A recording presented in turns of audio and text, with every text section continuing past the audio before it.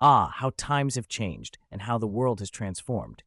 Vic planted himself on the familiar street corner of Jericho Town and let out an exaggerated sigh, sweeping one arm in a dramatic half circle as if embracing the entire town he'd only left for 2 months.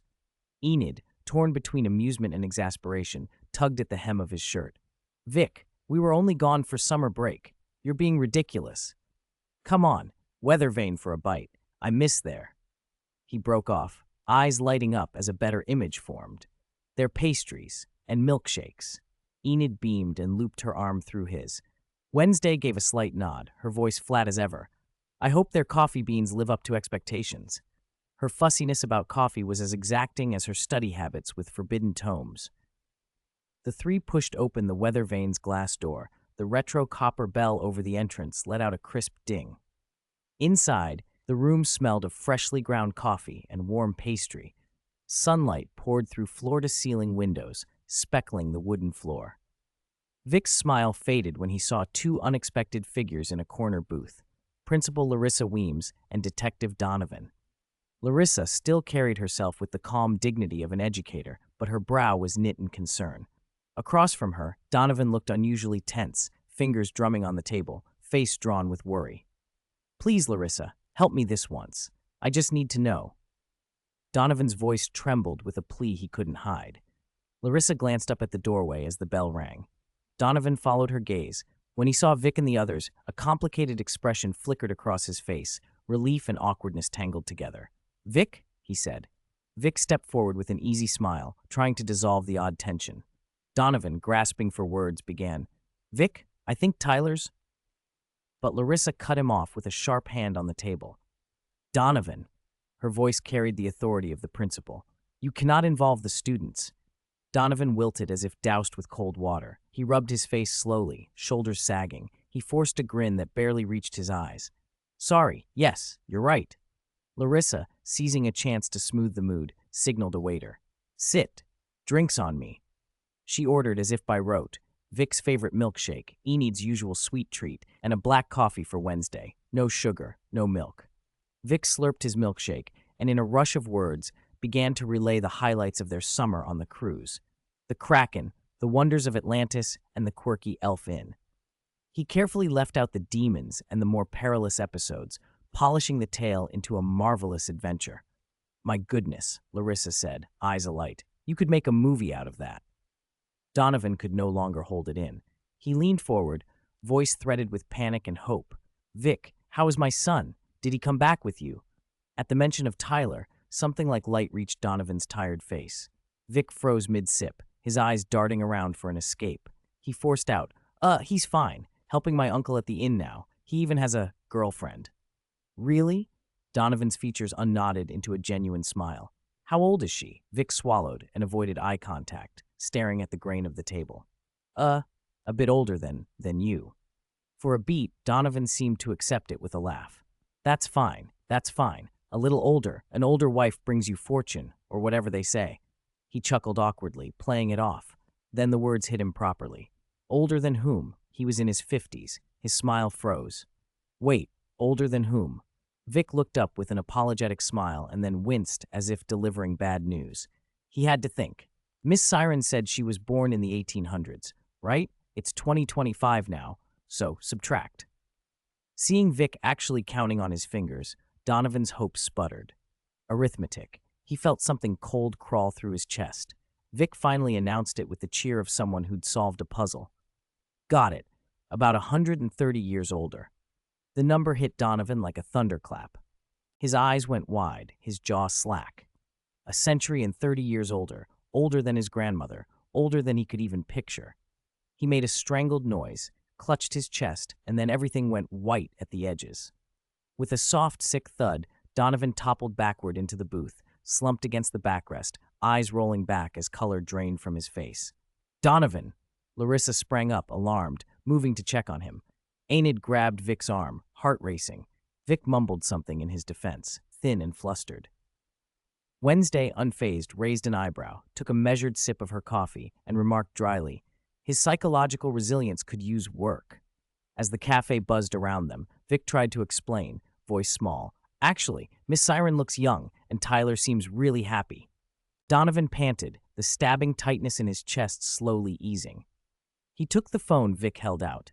The screen showed a photo of Tyler with a girl. Tyler was grinning so broadly his eyes were nearly shut, his arm casually slung over the girl's shoulders. She was breathtaking, wavy hair that caught the light with a deep sea-blue sheen, skin as pale as polished pearl, and expressive eyes with an almost otherworldly charm. She looked about 18 or 19, young and vibrant. Deep-sea siren, Vic said at the right moment, his tone casual. This race lives a long time. Being over 180 is like being 18 or 19 for a human, prime youth. And she's deep-sea nobility. Her family runs mines. Literally mineral veins. She doesn't want anything from us. She just likes Tyler. He paused, patted Donovan on the shoulder, and added with a teasing smile, "Uncle, you should be quietly thrilled. That silly kid hit the jackpot. He got himself a real bargain." I see." Donovan studied the photo again and again. Slowly the tension drained from his face. He let out a long breath and even managed a wry smile.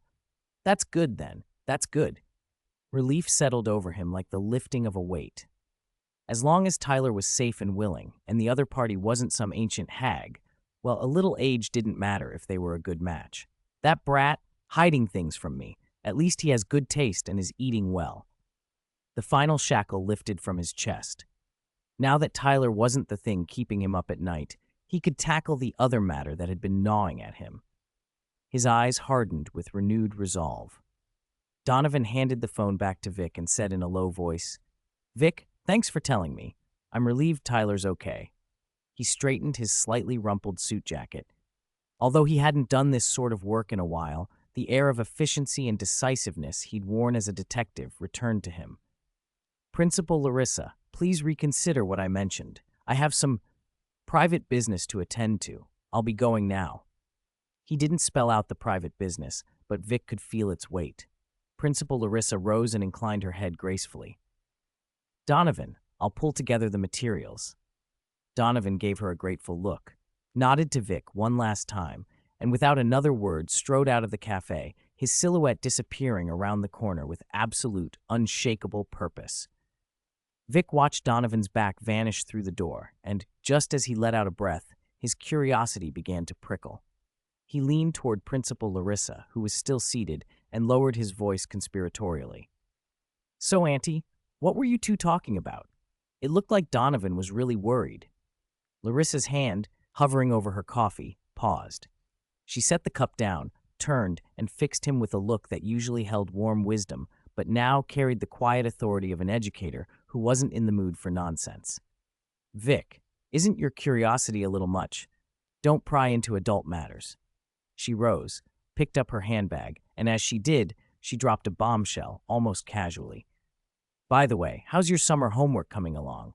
The teachers will be checking carefully when term starts. If it isn't finished—" She trailed off, leaving the threat hanging. Without waiting for a reaction, she walked through the cafe's glass door. The bell chimed crisply as she stepped into the sunlight. "Summer homework?" Vic froze, mouth open, like a fish out of water. He blinked as if someone had spoken in a foreign language. He turned toward Enid and Wednesday, as if searching for proof that the word was a prank. "What is that thing?" He could recognize each word, but together they formed a horrifying concept he had never made room for in his colorful summers.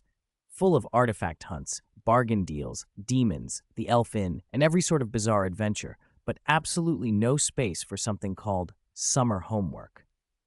He looked at his girlfriends like a man searching for salvation. Practice reports, of course, and a few essays, Enid said, her voice clear and mercifully straightforward. Vic grabbed Enid's wrist like a drowning man clutching a straw. You guys must be like me. You haven't touched a single word, right?" "I wrote mine," Enid replied with a smug little blink of her bright blue eyes. "Wednesday finished everything the first week we were at the inn. I did mine all in one night, right before I left for San Francisco to find you." She smiled as if it were the simplest thing. "It's done. I'm ruined." Vic felt his knees go weak and slumped back into the booth with a wail. He buried his fingers in his messy black hair, picturing a future of being chased by teachers and made to stand in the hallway the first week back. After a beat, he shot his head up, wore a pitiful expression, and shook his girlfriend's arms, whining, "Dears, help me, save me."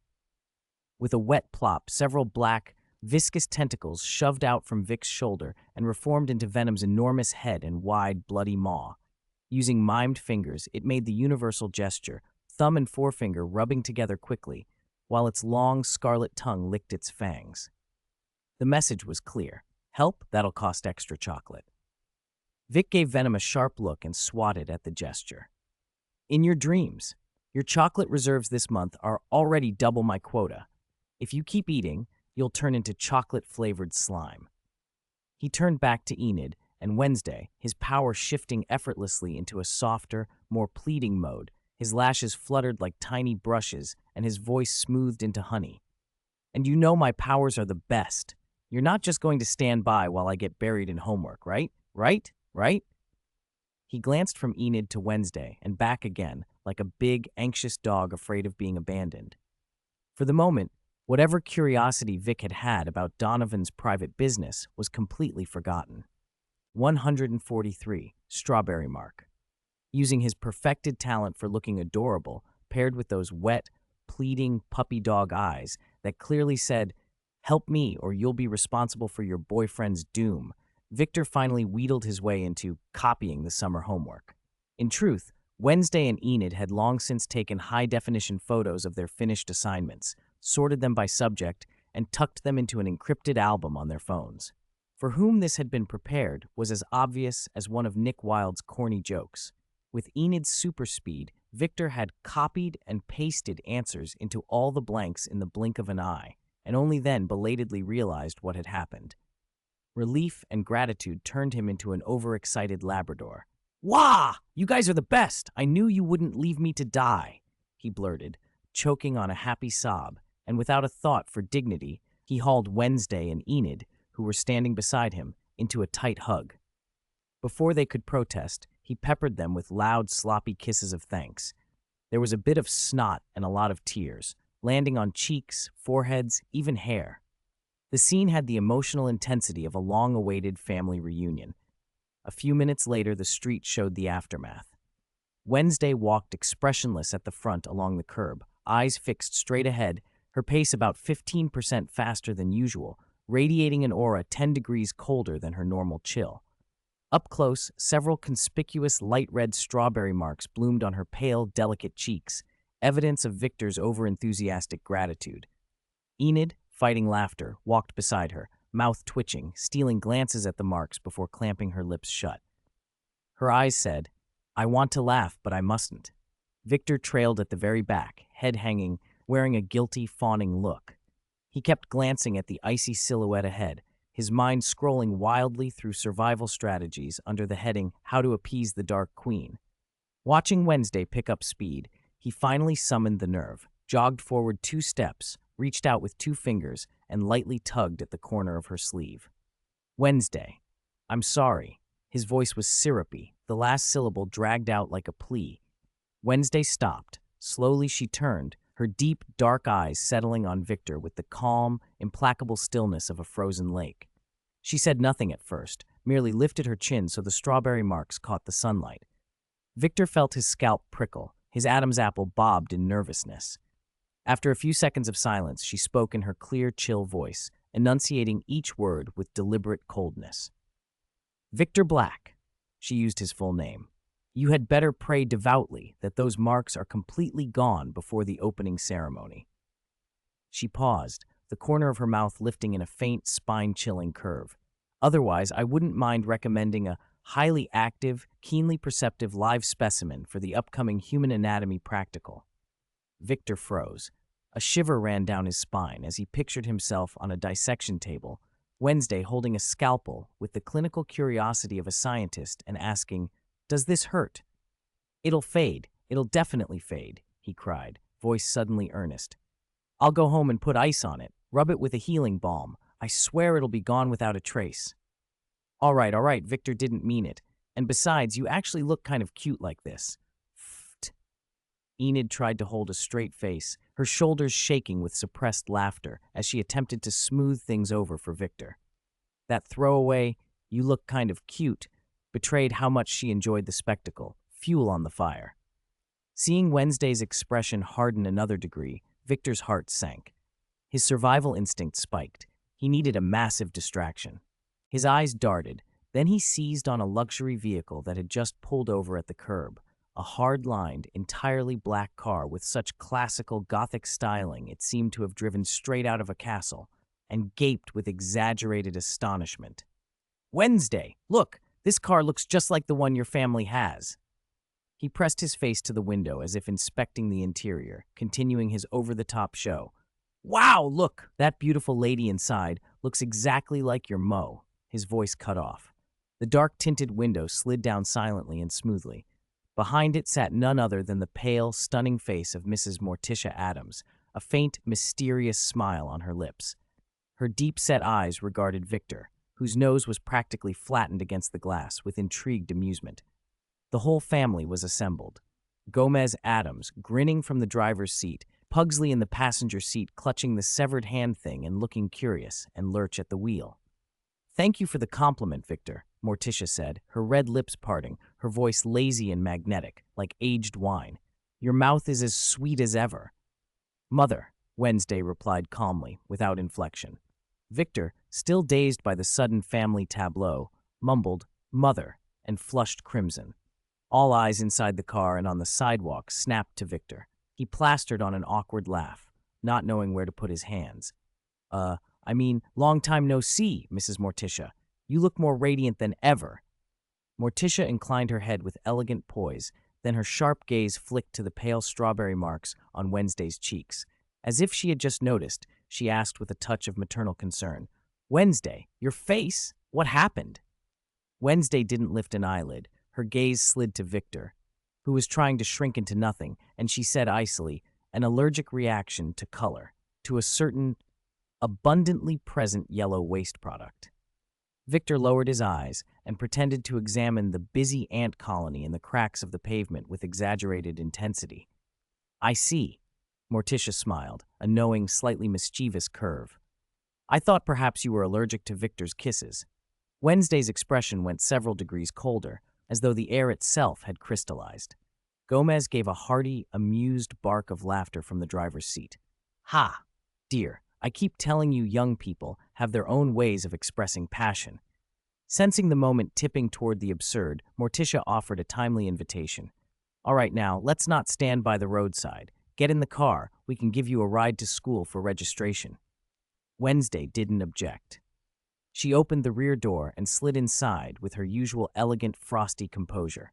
As she did, her elbow accidentally nudged Victor, who grimaced and rubbed his sore ribs.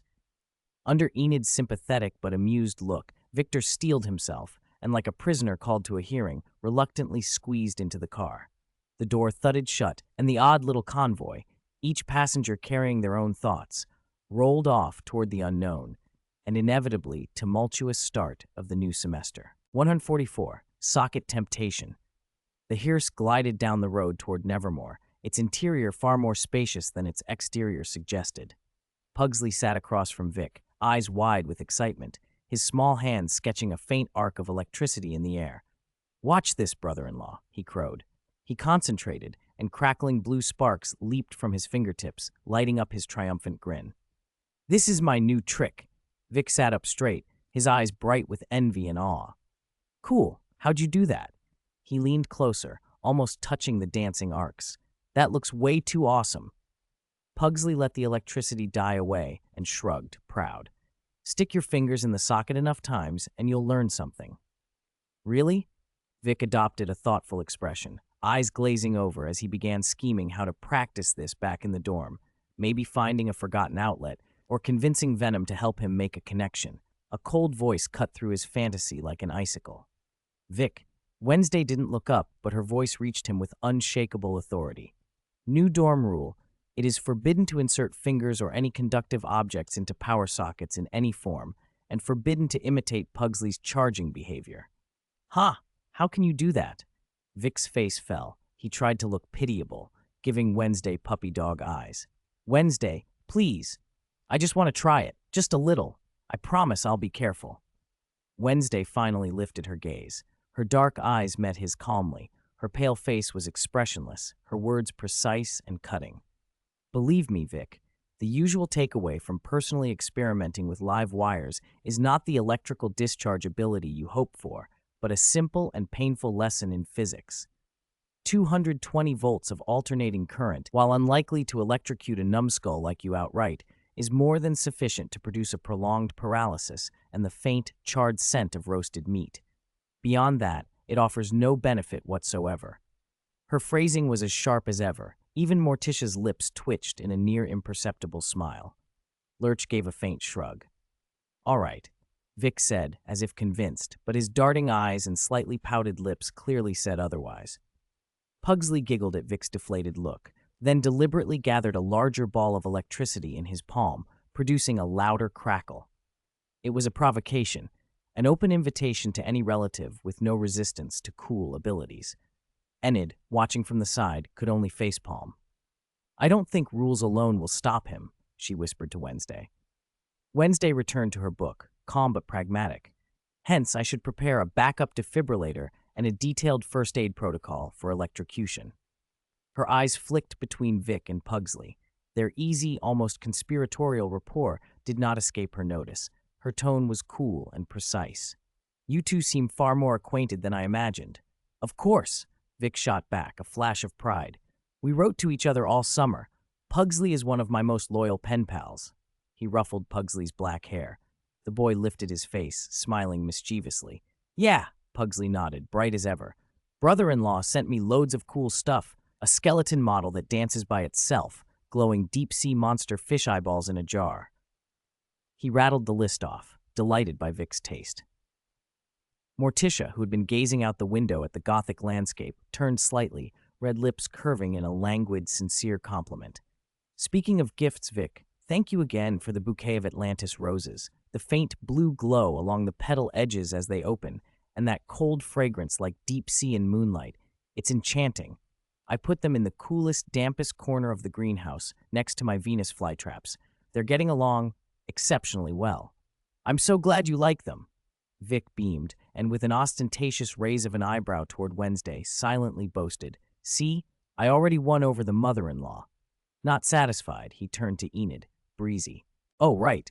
I sent something to your place too, Enid.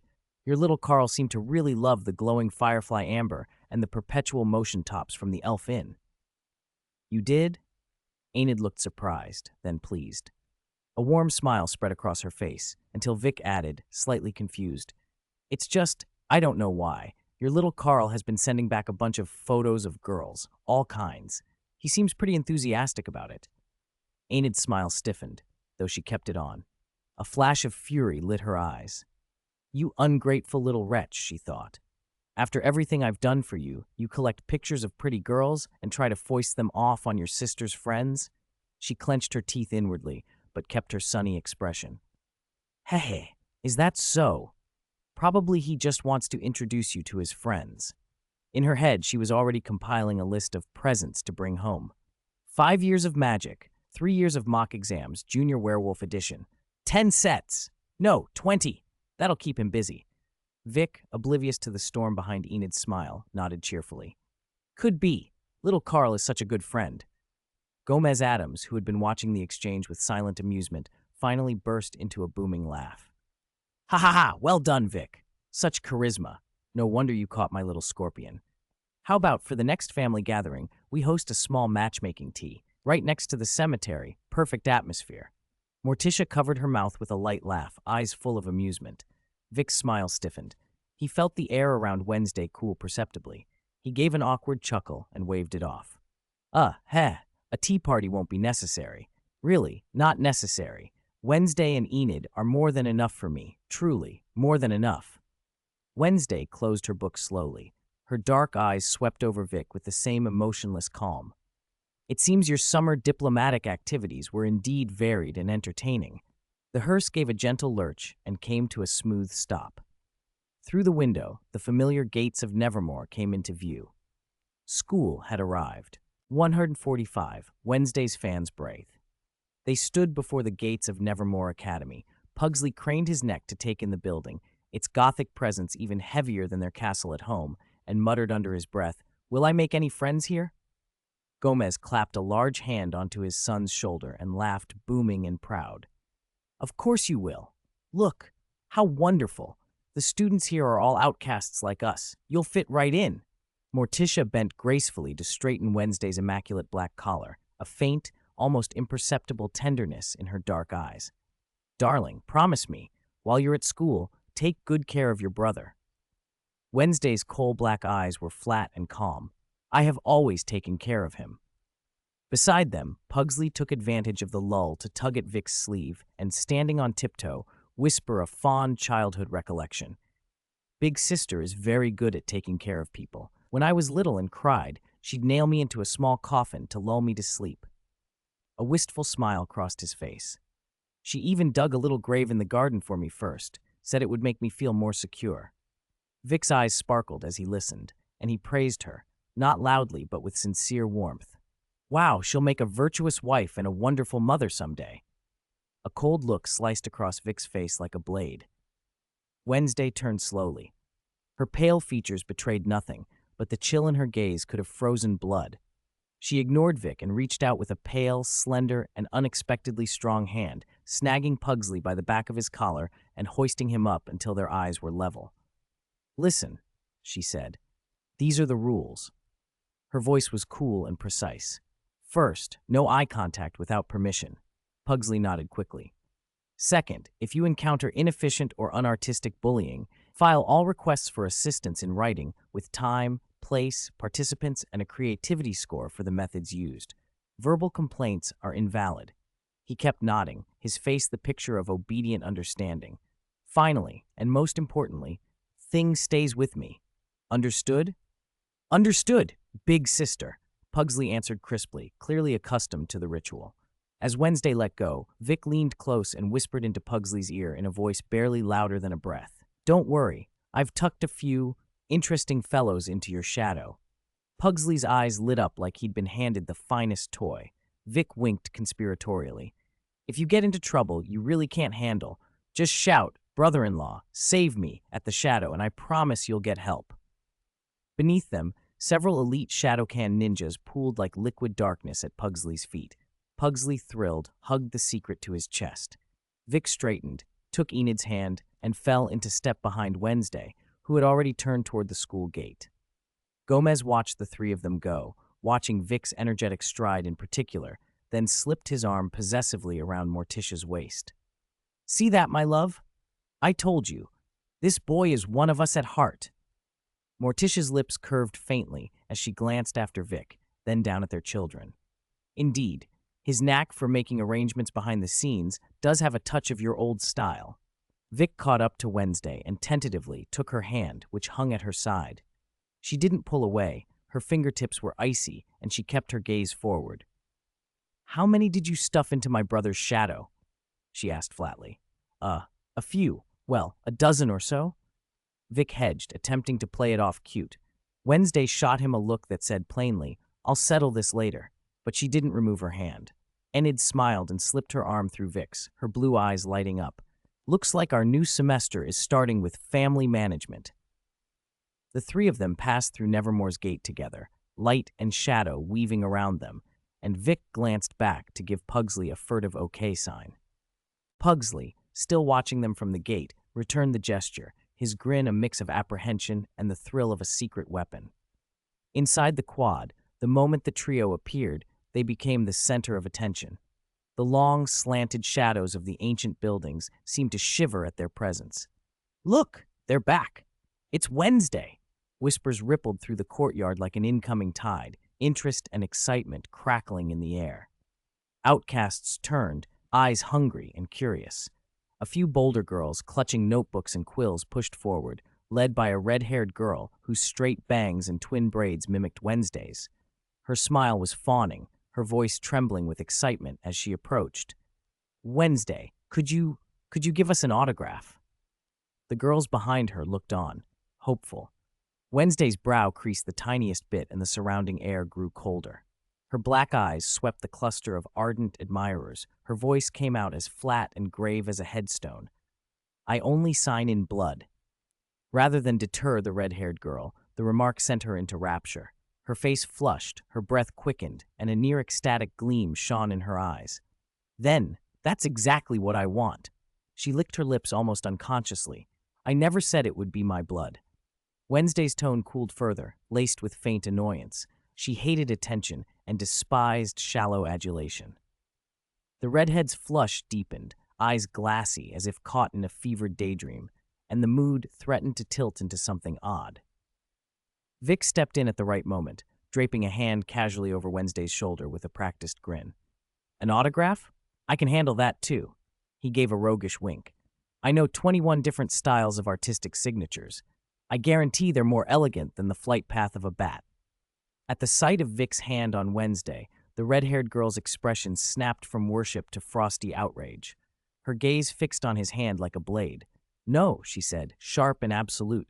We don't need your autograph.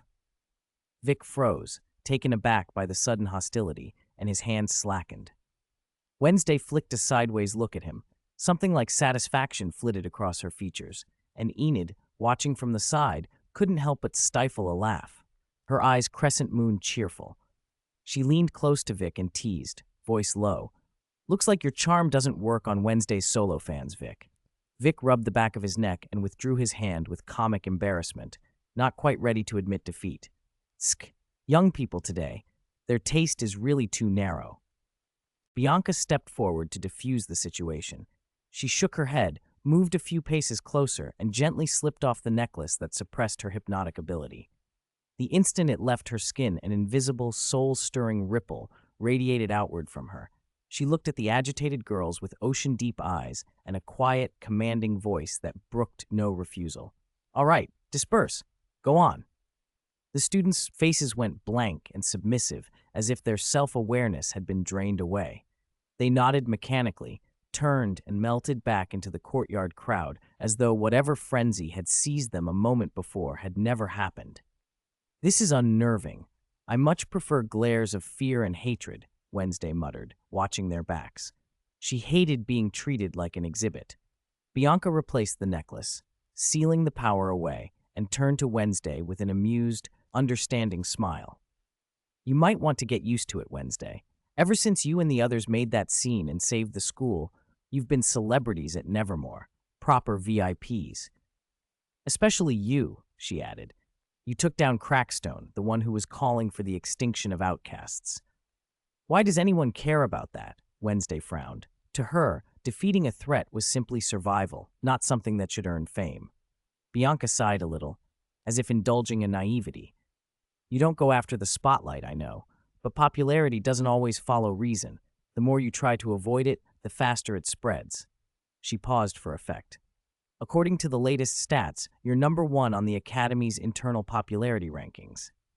#1? Vic, standing nearby, lit up at the news. Any sting from being ignored by the solo fans dissolved instantly. He leaned in toward Wednesday with a grin brighter than sunlight, an unmistakable pride in his voice. Did you hear that? #1, my Wednesday is the best. He was so pleased he might have danced. I knew it. My girl is powerful and cool. Popularity was inevitable. Wednesday's mouth twitched almost imperceptibly. With an expressionless motion, she pressed a slender, cold finger to Vic's forehead, pushing him back a little. Her voice was flat. Meaningless rankings only bring unwanted trouble and stupid stares. Vic seized her hand, still against his forehead, and held on, eyes sparkling as he started imagining possibilities. This means everyone has good taste. They see your strength and charm. Maybe Nevermore will sell merch, Wednesday signature dagger necklaces or dark Gothic dresses. Second is Enid, Bianca continued, looking at Enid with approving warmth. Her performance in the last battle, raw and precise, won over almost every werewolf student. You could call her Nevermore's unofficial wolf queen. Vic immediately turned to Enid, who was standing a little shy, but undeniably proud. He beamed, proud and ridiculous. The wolf queen is my girlfriend. His voice carried across the courtyard. He puffed out his chest. Then third has to be me. Bianca gave him a look and crushed the fantasy without hesitation. No, third is Venom. Vic blinked, baffled. What? Why him? Venom peeked over Vic's shoulder with a rasping laugh, black tendrils twitching in smug excitement. See, Vic? The people have taste. I'm clearly the cooler one. Bianca explained, smiling. From the back-end survey, boys overwhelmingly voted for Venom. Their reasons were pretty consistent. They said he has an overbearing look, cool powers, speaks bluntly, and is the kind of manly guy who doesn't sweat the small stuff. In short, very cool. Vic pointed to himself incredulously. And me? My popularity. Surely people voted for me too, right? Your popularity isn't bad, Bianca said, tone shifting to something more delicate. But your negative reviews are shockingly high, almost double the positive ones. Want me to read a couple? Read them, Vic said, stiff-necked. Go ahead. Bianca cleared her throat. Here's a girl's comment. Vic is so handsome, his body is perfect. Vic relaxed into a satisfied smile. But, Bianca's voice hardened. Two-timing Casanova, 1 star. The smile froze on Vic's face. He looked ready to object, but before he could, Bianca moved on. Next is from a guy, she said in a gruffer tone. Bro is amazing. A total Casanova, landing Wednesday and Enid at the same time. A role model for our generation. Vic brightened again, feeling vindicated. At least a brother understands me. Bianca wasn't done. Her indignation turned theatrical. You shameless bastard, living in the girls' dorm and using it to pick up the 2 prettiest roommates. He should be tied to a burning rack and roasted. 1 star. Definitely 1 star. Vic went pale. The look in his eyes was equal parts hurt and outrage as he glanced at Wednesday and Enid. Am I? Being cursed out for my own merits. Wednesday glanced at him with flat amusement. To be precise, it's your living environment and social circle. Enid covered her mouth, laughing, shoulders shaking as she teased. Looks like your popularity, Vic, is a very complicated thing. Venom was already laughing so hard his tentacles trembled, his large white eyes slitting with amusement. Bro, welcome to reality. Popularity and aggro often come as a package deal, whereas I'm just pure cool. On the narrow stone path back to the dormitory, Vic was acting strangely. He no longer swaggered down the middle as usual. He skittered like a startled rabbit. Sometimes he ducked behind Enid, using her small frame as cover. Other times, he quickened his pace and nearly pressed himself against Wednesday's side, as if seeking some cool refuge. His eyes, which normally danced with a flighty light, were now sweeping the shadows tensely, wary of every corner. Vic, what are you doing?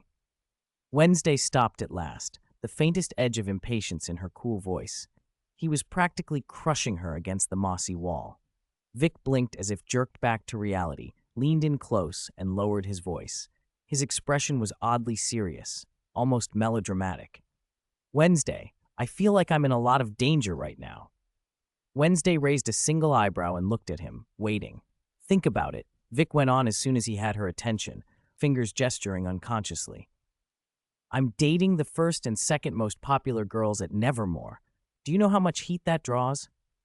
The guys will be furious that I found such beautiful, powerful girlfriends.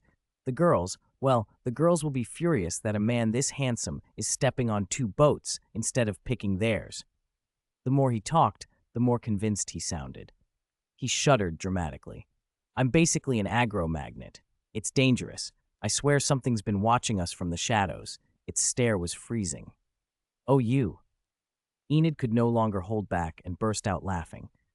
Her blue eyes curved into crescent moons as she shot Vic a teasing look. Are you trying to flatter us or yourself? Ugh, even Enid doesn't believe me. Vic's face fell. Like a big dog misunderstood by its owner, he puffed out his cheeks and turned away, giving them his wounded profile. Fine, I believe you. Happy? Enid softened at once. She reached out and patted his back like someone soothing a child. Our Vic is the handsomest. Of course the whole world is jealous. Humph. Vic sniffed in satisfaction, his expression visibly lighter. Enid switched topics, eager to shake off his sudden persecution complex. Think about the bonfire party tomorrow that Principal Dot mentioned. I heard there'll be tons of food and impromptu performances. Oh, right, the bonfire. Vic snapped to attention at the mention of a party, his earlier paranoia evaporating. His eyes lit up and his grin returned. Earlier they'd run into Nevermore's new acting principal, Barry Dot, in the quad. He'd said there would be a bonfire that evening. This acting principal is way more open-minded than Cousin Aunt Larissa. We should have been doing this ages ago. This is what school life is about. I hope Principal Dot sticks around. Wednesday's voice cut in, flat and precise. Don't worry, I checked. Principal Larissa has officially applied for a sabbatical, stepping away from administrative duties until— She paused, glancing at Vic with that surgical sharpness of hers. Until a certain someone graduates. I don't think she wants to deal with that person's daily surprises.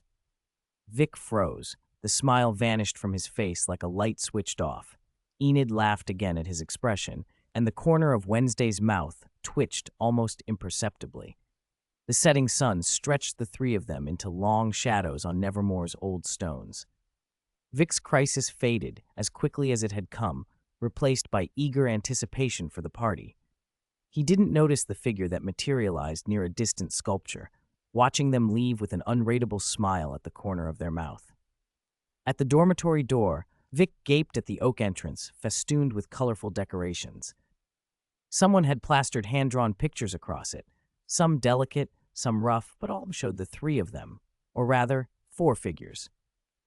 There was Wednesday's cool silhouette in her symbiote suit, Enid mid-wolf, all wild power and grin, Vic's trademark brilliant smile, and Venom peeking out over his shoulder with a wide, grinning mouth. Beside many drawings, slogans like "Our Hero" and "Guardian of Nevermore" were scrawled in dramatic lettering. "We should set some bear traps, or at least better defenses," Wednesday muttered, more annoyed than amused. Without hesitation, she started tearing down the papers with brisk, efficient movements, as if clearing away an infestation of flyers. "Hey, don't," Vic protested, pained as his favorite portraits disappeared. "They drew me so well. Look at this one. It makes me look amazing." Enid peeled a different drawing from the corner of the frame and held it up to him, mischief bright in her blue eyes. "Here, this one's you too." Vic frowned when he looked closely. The image was undeniably him, but only as a lonely head with a terrified expression and hollow eyes. Beside it, someone had drawn a rusty-looking cleaver, its blade darkly stained, the whole picture rendered in a bleak, haunting style. A chill ran down Vic's neck, and he reflexively pulled back. "Whose art is this?" His voice trembled a little. Enid burst out laughing at his cowardly face, her shoulders shaking. "Well, still think they all make you look good, Mr. Hero?" "Enid, you're mean," Vic glared at his gloating girlfriend, his newly minted heroic pride in tatters. Wednesday had already cleared most of the drawings. She crumpled the cleaver Vic into a tight ball and flicked it with surgical precision into a trash can at the end of the hall. She brushed imaginary dust from her hands, pushed the dorm door open, and without looking back, tossed over her shoulder in that neutral voice. "It seems your popularity is indeed, as Venom said, composed of complicated elements. I suggest you be extra alert when you sleep." Vic touched his neck and followed them inside with a long face. "I think my neck needs protection from black magic." 148. Crossbows welcome. Aha, my little bed. Walking into the familiar dormitory, Vic was like a large dog finally let out after being cooped up all day, cheering as he lunged for his simple camp bed, which sat near the bathroom door and looked rather worse for wear. He wanted to relive the joy of flopping down on that creaky little bed, the same feeling he had when he left at the end of last semester. But the moment his body hit the mattress, creak, bang. After a series of teeth-aching groans, there was a dull crash. The bed that had borne witness to so many lazy mornings couldn't withstand his enthusiastic pounce after a whole summer away. It collapsed cleanly, wooden slats and metal tubes scattering across the floor. Vic was buried in a pile of fabric and broken wood, blinking his eternally messy five as he looked at the wreckage. His face was a picture of bewildered disbelief. "Vic!" Enid pressed a hand to her forehead and shook it in helpless amusement. She walked over and pulled the king of destruction out of the ruin, eyes full of equal parts sympathy and incredulity. "This isn't that big, soft bed of yours back at the Elf Inn. Looks like someone's sleeping on the floor tonight." Vic stood up, brushed dust off his clothes, and let his gaze drift between Enid's bed, covered with a soft down comforter and looking warm and inviting, and Wednesday's bed, which was meticulously made and had a stark ascetic air. He locked onto Enid, who seemed to have the softer heart. Enid, he switched modes instantly. His always expressive softened, watery and pleading like a wet puppy, and his voice slid into a long, wheedling drawl. Can I sleep with you tonight? The floor's so cold and hard, if you don't take me in, I'll freeze to death on Christmas Eve like Zero," What no? Enid flushed instantly, shaking her head. She immediately thought of Vic's too, especially now that he'd read the esoteric chapter. Letting him into her bed would be like inviting a wolf in. What if he dragged her into some experiment? She verbally wavered between refusing and refusing less emphatically. But why? Vic pouted, trying a reasonable tone. Back at the Elf Inn, we were already at the stage of sleeping in the same bed. He deliberately used phrasing that invited misinterpretation. Idiot, don't use such ambiguous phrasing. Enid snapped, her face going even redder as she shot him an embarrassed, annoyed glare. Besides, wasn't Wednesday there too? Vic brightened at the lifeline.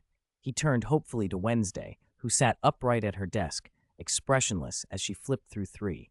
He cooed, syrupy sweet. Then let's call Wednesday and all sleep together. The 3 of us can be like we were at the inn. It's warmer if we squeeze together, and it'll help us bond. Wednesday snapped the 3 shut with a thud. She lifted her head slowly and looked at Vic with flat calm, her pale face unreadable.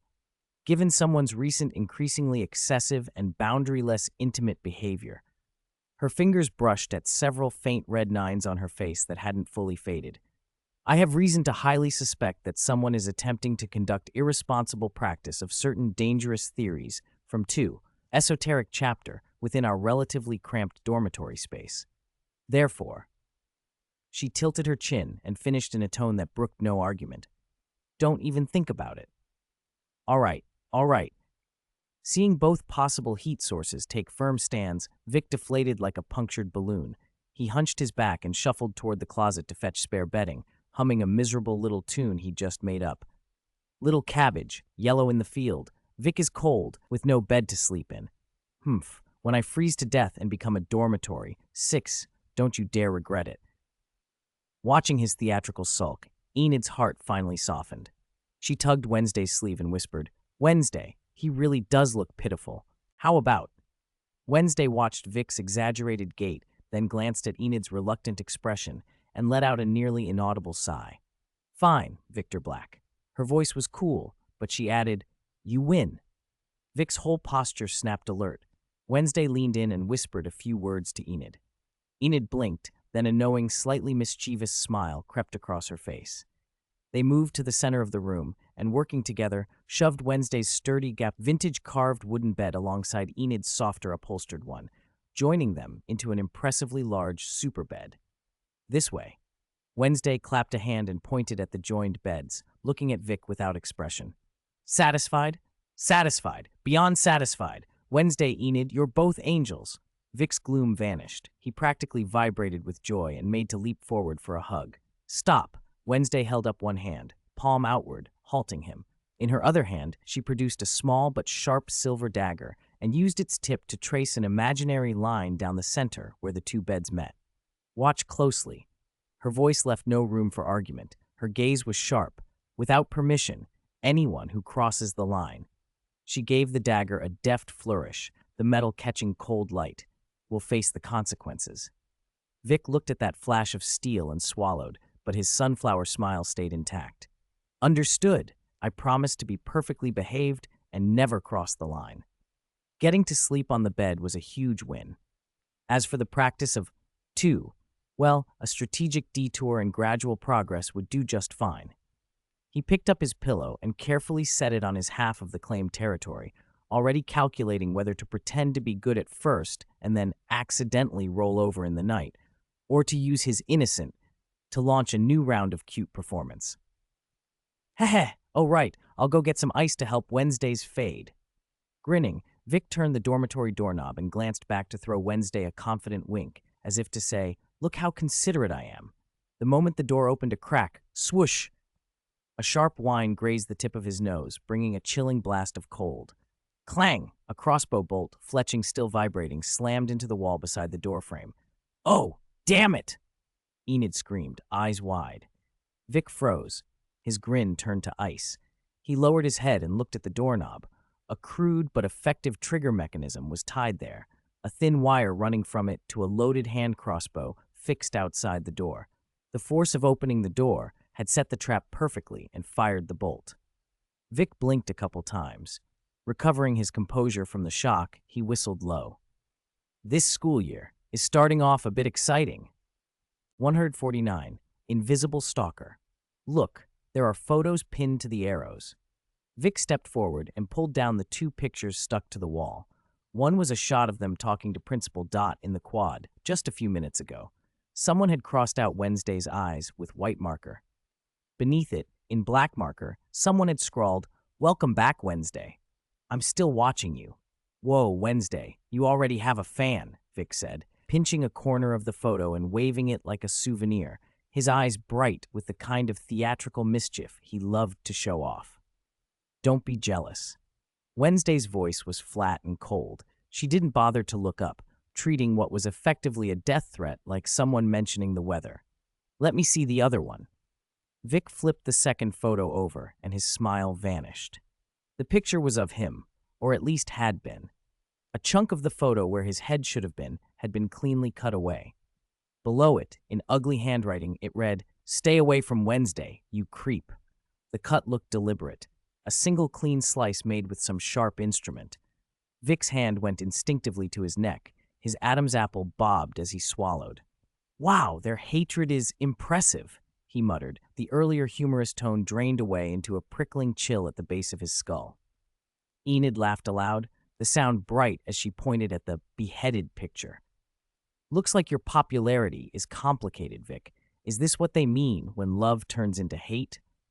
Even Wednesday, looking at the mutilated photo, allowed the tiniest, almost imperceptible curl of her pale mouth, a flash of something like schadenfreude. "Do you two have any sympathy at all?" Vic put on a long, suffering face and held the two photos side by side for comparison, growing more aggrieved the more he stared. "Why is your welcome just scribbles, but mine is a literal removal? That's a double standard." He pointed at Wednesday's photo, the one with the crossed-out eyes. "Yours is mostly keep under observation." Then he jabbed at his own photo, the headless one. "Mine is recommended for elimination. They're not even trying to be fair." "This indicates," Wednesday said, finally setting whatever she'd been holding down and standing. She walked over to Vic, tapping a finger lightly against the clean edge where the paper had been sliced. Her voice was calm, as if she were cataloging a specimen in a lab. "Their hostility toward you is pure and more efficient." She met his eyes. For a fraction of a second, amusement flickered there. "Congratulations. You've attracted an admirer more proactive than mine." "I don't want that kind of congratulations," Vic protested, on the verge of tears but without anything to cry. He looked to Enid as if begging for rescue. "Enid, look at this." Enid stifled another laugh and patted his shoulder. She sounded reassuring, but the glint in her eyes betrayed her amusement. "It just proves how charming our Vic is. Even his haters are dedicated. Don't worry. With me and Wednesday here, you won't actually be eliminated." Vic didn't find that particularly comforting. He turned to Wednesday with the same pleading smile he always used and said, "Wednesday, use your powers already. I'll catch that stalker and spank them until their butt is swollen." A faint, repetitive sound suddenly drew their attention. Creak, creak, creak. "Do you hear that?" Vic asked, ears pricking. "Rats?" Wednesday ignored his theatrics and the soft noise. She took both photos back from him, fingertips grazing the cold marker and torn paper. She closed her eyes and sank into a psychic state. Broken, flickering images flashed like damaged film. A viewpoint that zoomed in and out while they were speaking with Bianca in a quiet corner of the courtyard. The same camera hidden among people as their group stood with Principal Dot in the center of the quad. And a candid shot so close it could have counted eyelashes, taken when Vic was pressed up at her side, nearly pinning her to a wall. Wednesday's brow tightened. With her awareness, how could she have missed someone that close?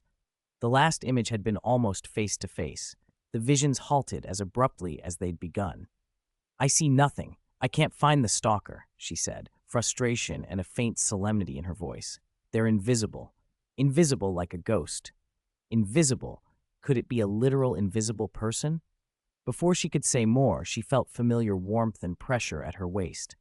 Vic's hand was there, steady and possessive, his fingers unconsciously following the curve beneath her thin clothing. "What are you doing?" she asked, her voice dropping several degrees, as she tried to mask the sudden, odd sensation with coldness. Vic adopted an expression of earnest concern and blinked his most innocent smile. I was worried the psychic session would exhaust you and you'd suddenly fall. It's important to be a caring boyfriend. Wednesday inhaled, forcing herself not to snap the hand away. The contact had sparked an involuntary jolt and a faint rush of heat to her cheeks. This idiot didn't know how sensitive a girl's waist could be. Better that he didn't. She certainly didn't want to reveal such a weakness to someone who would take advantage of it.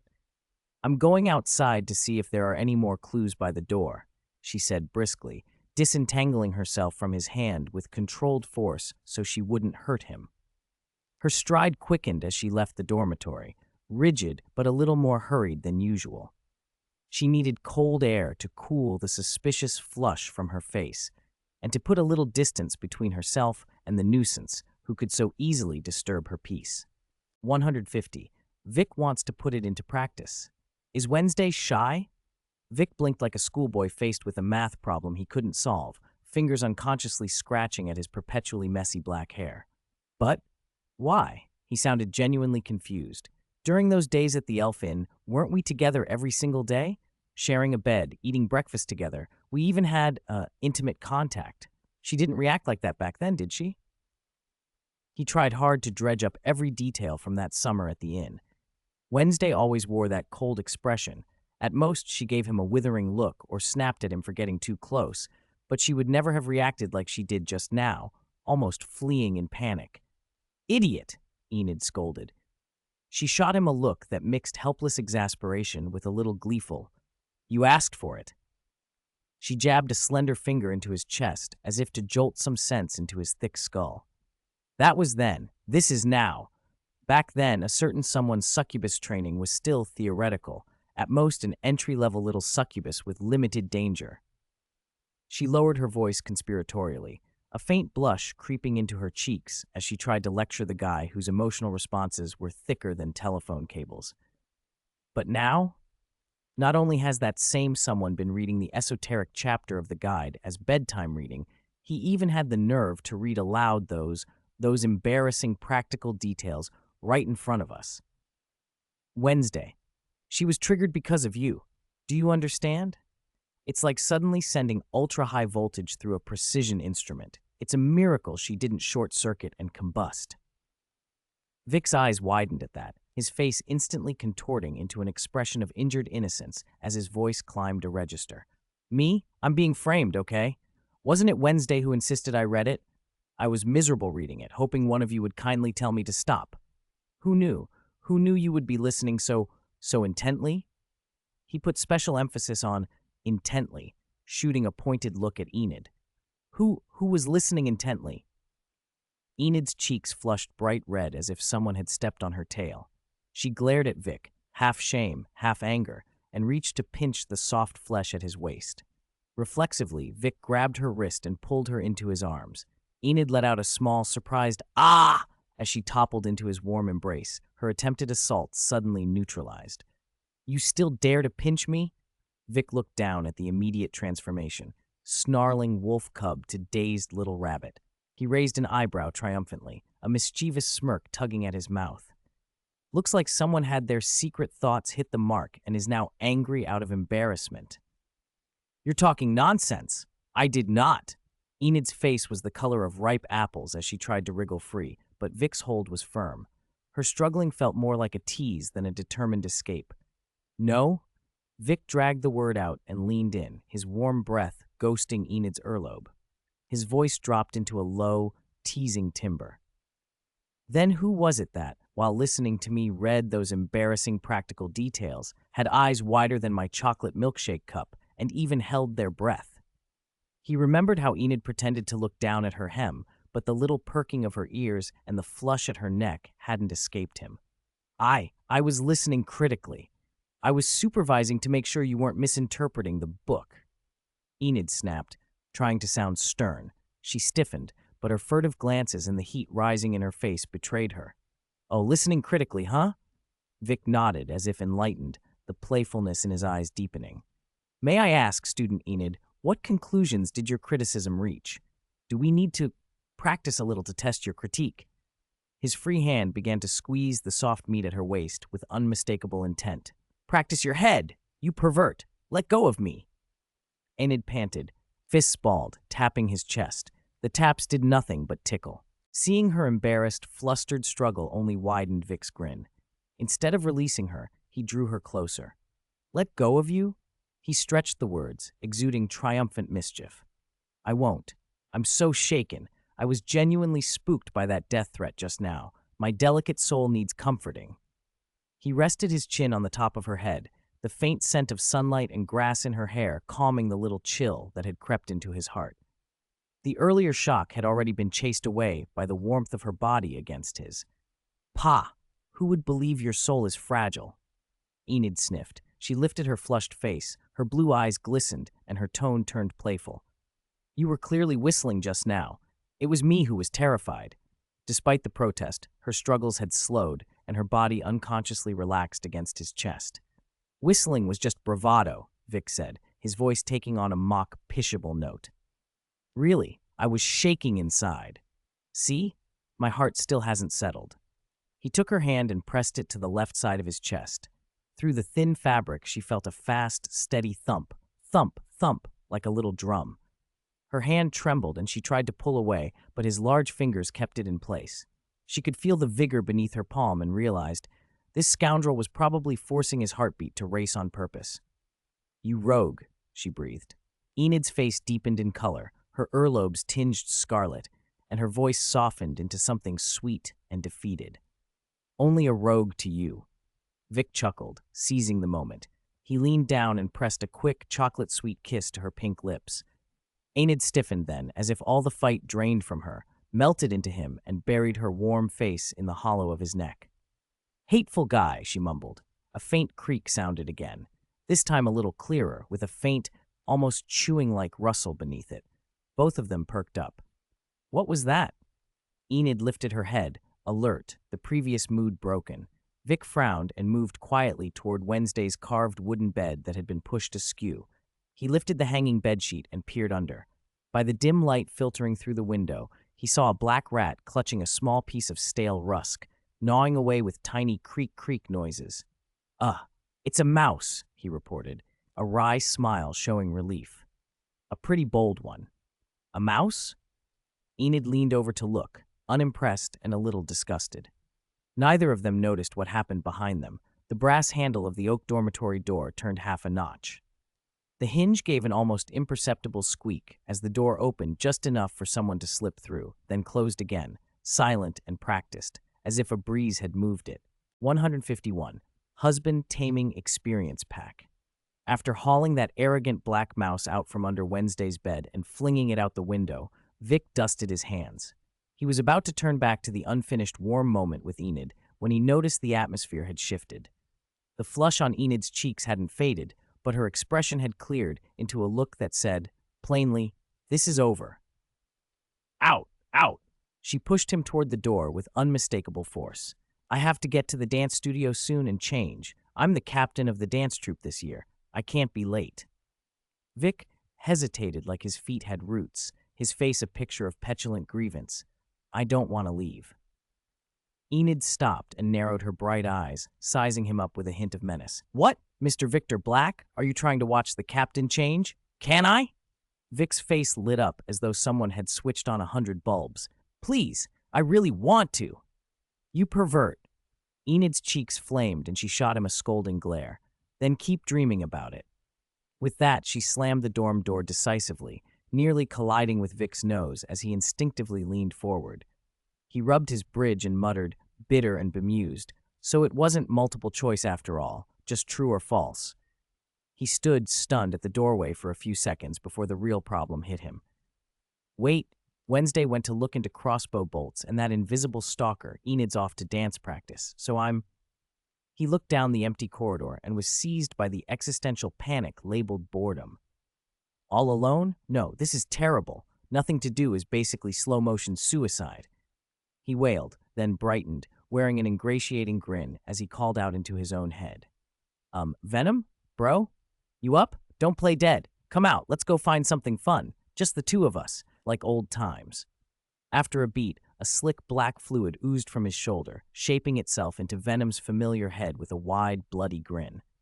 The giant white eyes squinted, and the voice that came was thick with sarcastic vinegar. "Well, look who finally remembered us. Mr. Victor Casanova himself. Is the sun rising from the west? You remembered there's still a good brother living in your body who used to have your back, but now is growing mold in a corner?" Vic shot back, a little dazed. "What's wrong with me?" Venom's tone shot up with wounded outrage. "Do you even dare ask that? Ever since you've got a girl draped on each arm and won both of them over, have you noticed I exist?" It used a tentacle to punctuate each complaint.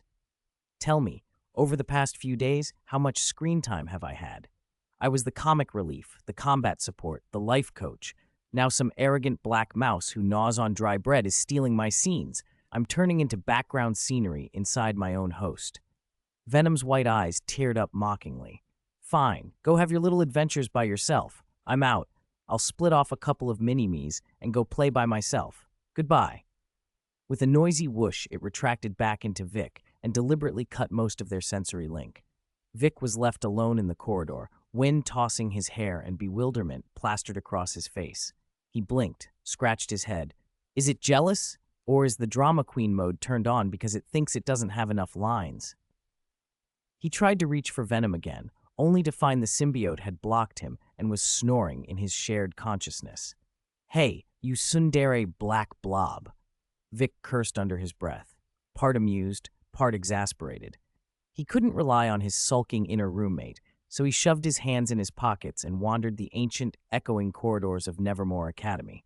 Stained glass windows threw colored, eerie patterns across the stone. His footsteps were the only sound in the hush. "Sigh, fun, where are you?" he muttered. Meanwhile, the Addams family were in the gardener's cottage. Principal Dot had arranged for them to stay in, the same cottage that had belonged to the imprisoned Laurel Gates. It could not have been more at odds with the Addams' usual gloomy, retro, death-cheek sensibilities. Every surface screamed cloying pink, pale rose walls, lace-trimmed curtains, floral fabric sofas. Even the air seemed thick with the sickly sweetness of scented candles. Gomez and Pugsley adapted well enough. Gomez toyed with a disturbingly altered unicorn plush with an intrigued grin. But Wednesday and Morticia wore looks of undisguised disgust, as if they were staring at something vaguely eldritch. "Who decorated this?" Morticia finally asked, her voice quivering with just the barest tremor as she lightly brushed a pink tablecloth and a Hello Kitty tissue box like it were contaminated.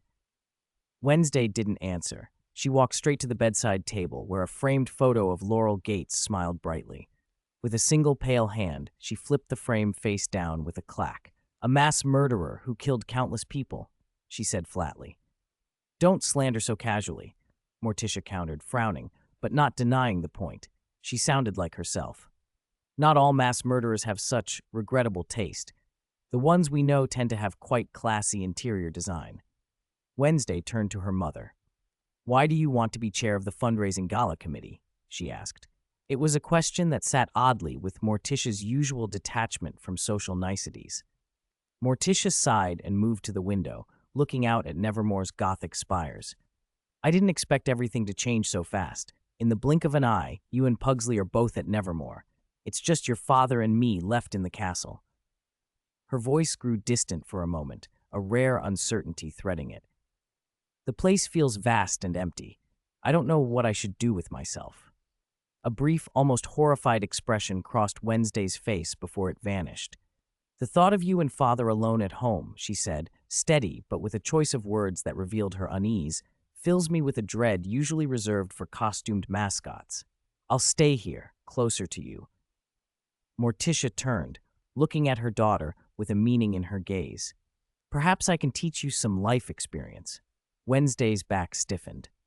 She started to walk to the door, but Morticia's voice, smooth and deliberate, stopped her. "I don't mean lessons in dark magic or poisons or how to dispose of an opponent with finesse," she said, a slow, velvet smile curving her lips. "I mean practical experience. How to tame that little boyfriend of yours who has too much energy, fuzzy boundaries, and seems to be developing questionable interests." Wednesday's shoulders tensed. She didn't turn around. but her fingers curled almost imperceptibly at her side. The 150 Madame Morticia took a few graceful steps closer, lowering her voice to a dark, effective whisper that only she and her daughter seemed to understand. For example, how to puncture his little schemes the moment he tries to charm his way out of trouble with those wet puppy dog eyes. For example, how to set boundaries that make him burn with desire but not dare cross, rather than crudely drawing a line with a dagger, though the dagger is useful as a last resort. And for another example, how to use his whole forbidden things or more tempting rebellious streak to make him fall, step by step, into your carefully arranged obedience trap. Wednesday didn't turn to look, but the tips of her ears twitched at her mother's low, seductive lesson. Morticia noticed the subtle reaction and raised the stakes, her tone full of sly confidence. Trust me, my dear. When it comes to taming an overly spirited, dangerously curious partner, our Addams family has ancestral, time-tested methods.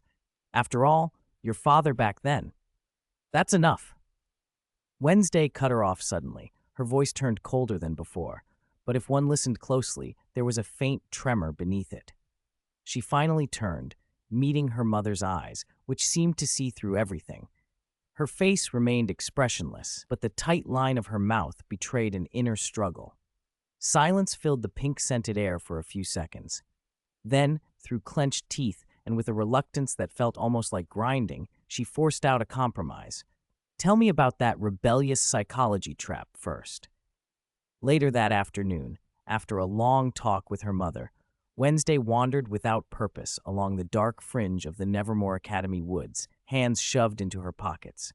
The afternoon light broke through the strange branches in shards, casting shifting spots on her pale face. What replayed in her head, though, were Morticia's husband-taming tricks: how to guide, how to set boundaries, how to seize the initiative while appearing to yield. She stopped not because she had solved anything, but because something in the clearing ahead caught her attention. Flashing police lights, a cordoned-off perimeter, figures moving busily. Outside the tape, someone stood on tiptoe, craning their neck to look. It was Vic. Tsk, good grief, Vic murmured, eyes glued to the scene. The eyeballs were eaten like snacks. Crows around here sure have taste, huh? Venom? Venom? Still sulking? He tried to prod the symbiote in his mind, but only met deliberate silence. He didn't notice anyone approaching until a cool voice cut behind him. Vic, what are you doing? Vic spun around at the sound, a huge grin blooming like he'd just found a treasure. He pointed toward the scene. Look, I heard this guy was attacked and killed by a flock of crows. That's wild, right?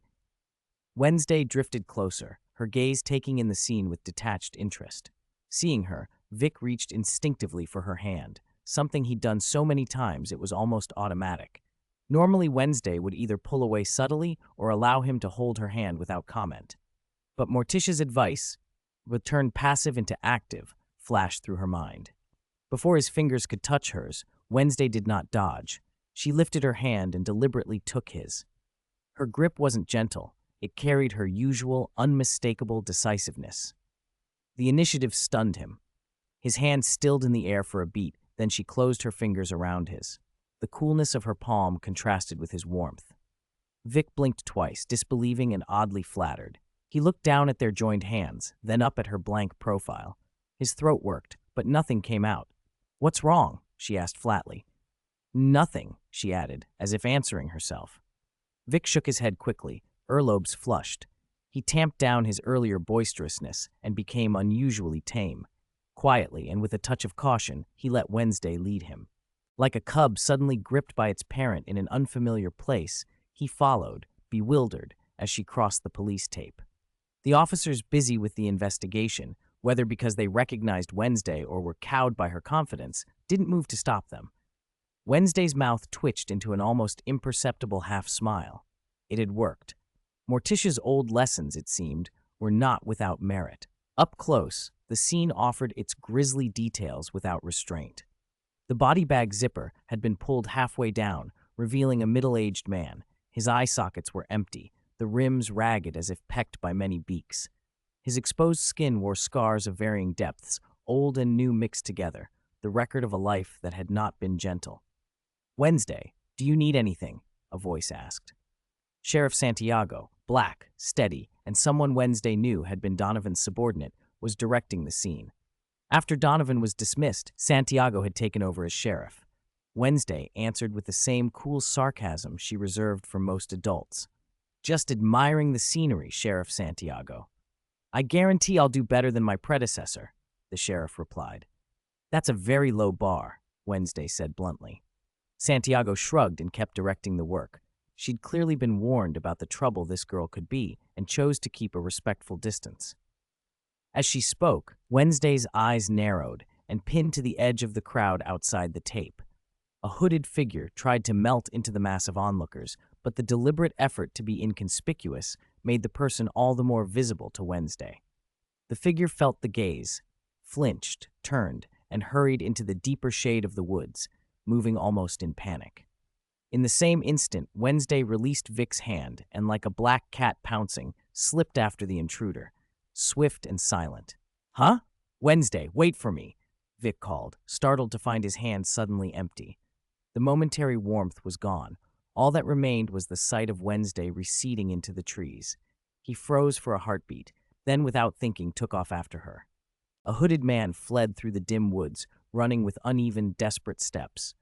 The crackle of rotten branches and leaves underfoot mixed with his own ragged breathing. He glanced back every few paces, terrified someone would leap from behind a tree. When he faced forward again and convinced himself he was momentarily safe, a single object filled his vision, a black boot, then a dull thud. He never saw the attacker clearly. He only felt a sharp, numbing blow across the bridge of his nose, stars exploding behind his eyes. He screamed and went down, slamming into the leaf-strewn mud. Wednesday landed lightly, her black skirt fanning out like bat wings before settling.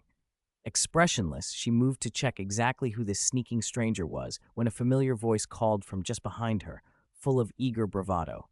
"Wednesday, I see him! Watch me catch him!" Her pale brows lifted barely an inch. Catch who? The man she'd just felled couldn't move.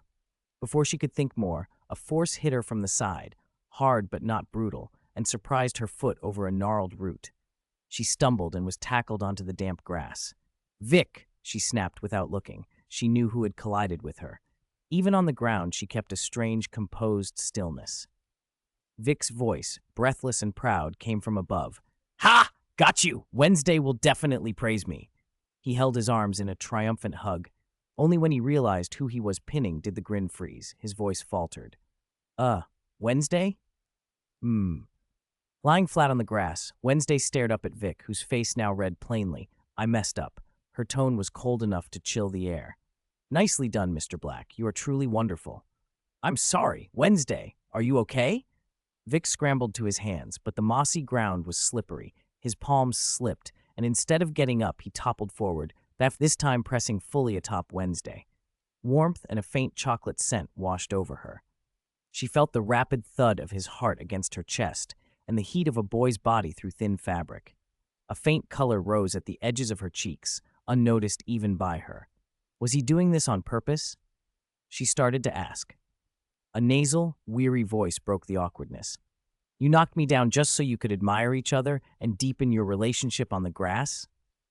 They turned their heads together. The man Wednesday had kicked earlier had sat up, rubbing his clearly swollen nose. His hood had slid off in the fall.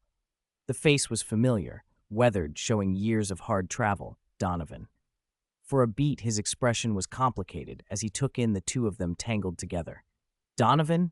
Vic cried, rolling off Wednesday and scrambling up to offer his hand. She ignored him, rising with a lithe flip like a black cat. She brushed grass and mud from her skirt and fixed Donovan with a sharp stare. "You slipped in near a murder scene and ran when you saw me. Explain." Donovan leaned against a rough trunk, fingers finding grooves in the bark as if to steady himself. "Carl Bradbury was my friend," he said quietly, a tremor at the edges of his voice. "We were looking into something together. That's why he was killed." A flicker of genuine sorrow crossed his face, brief but real.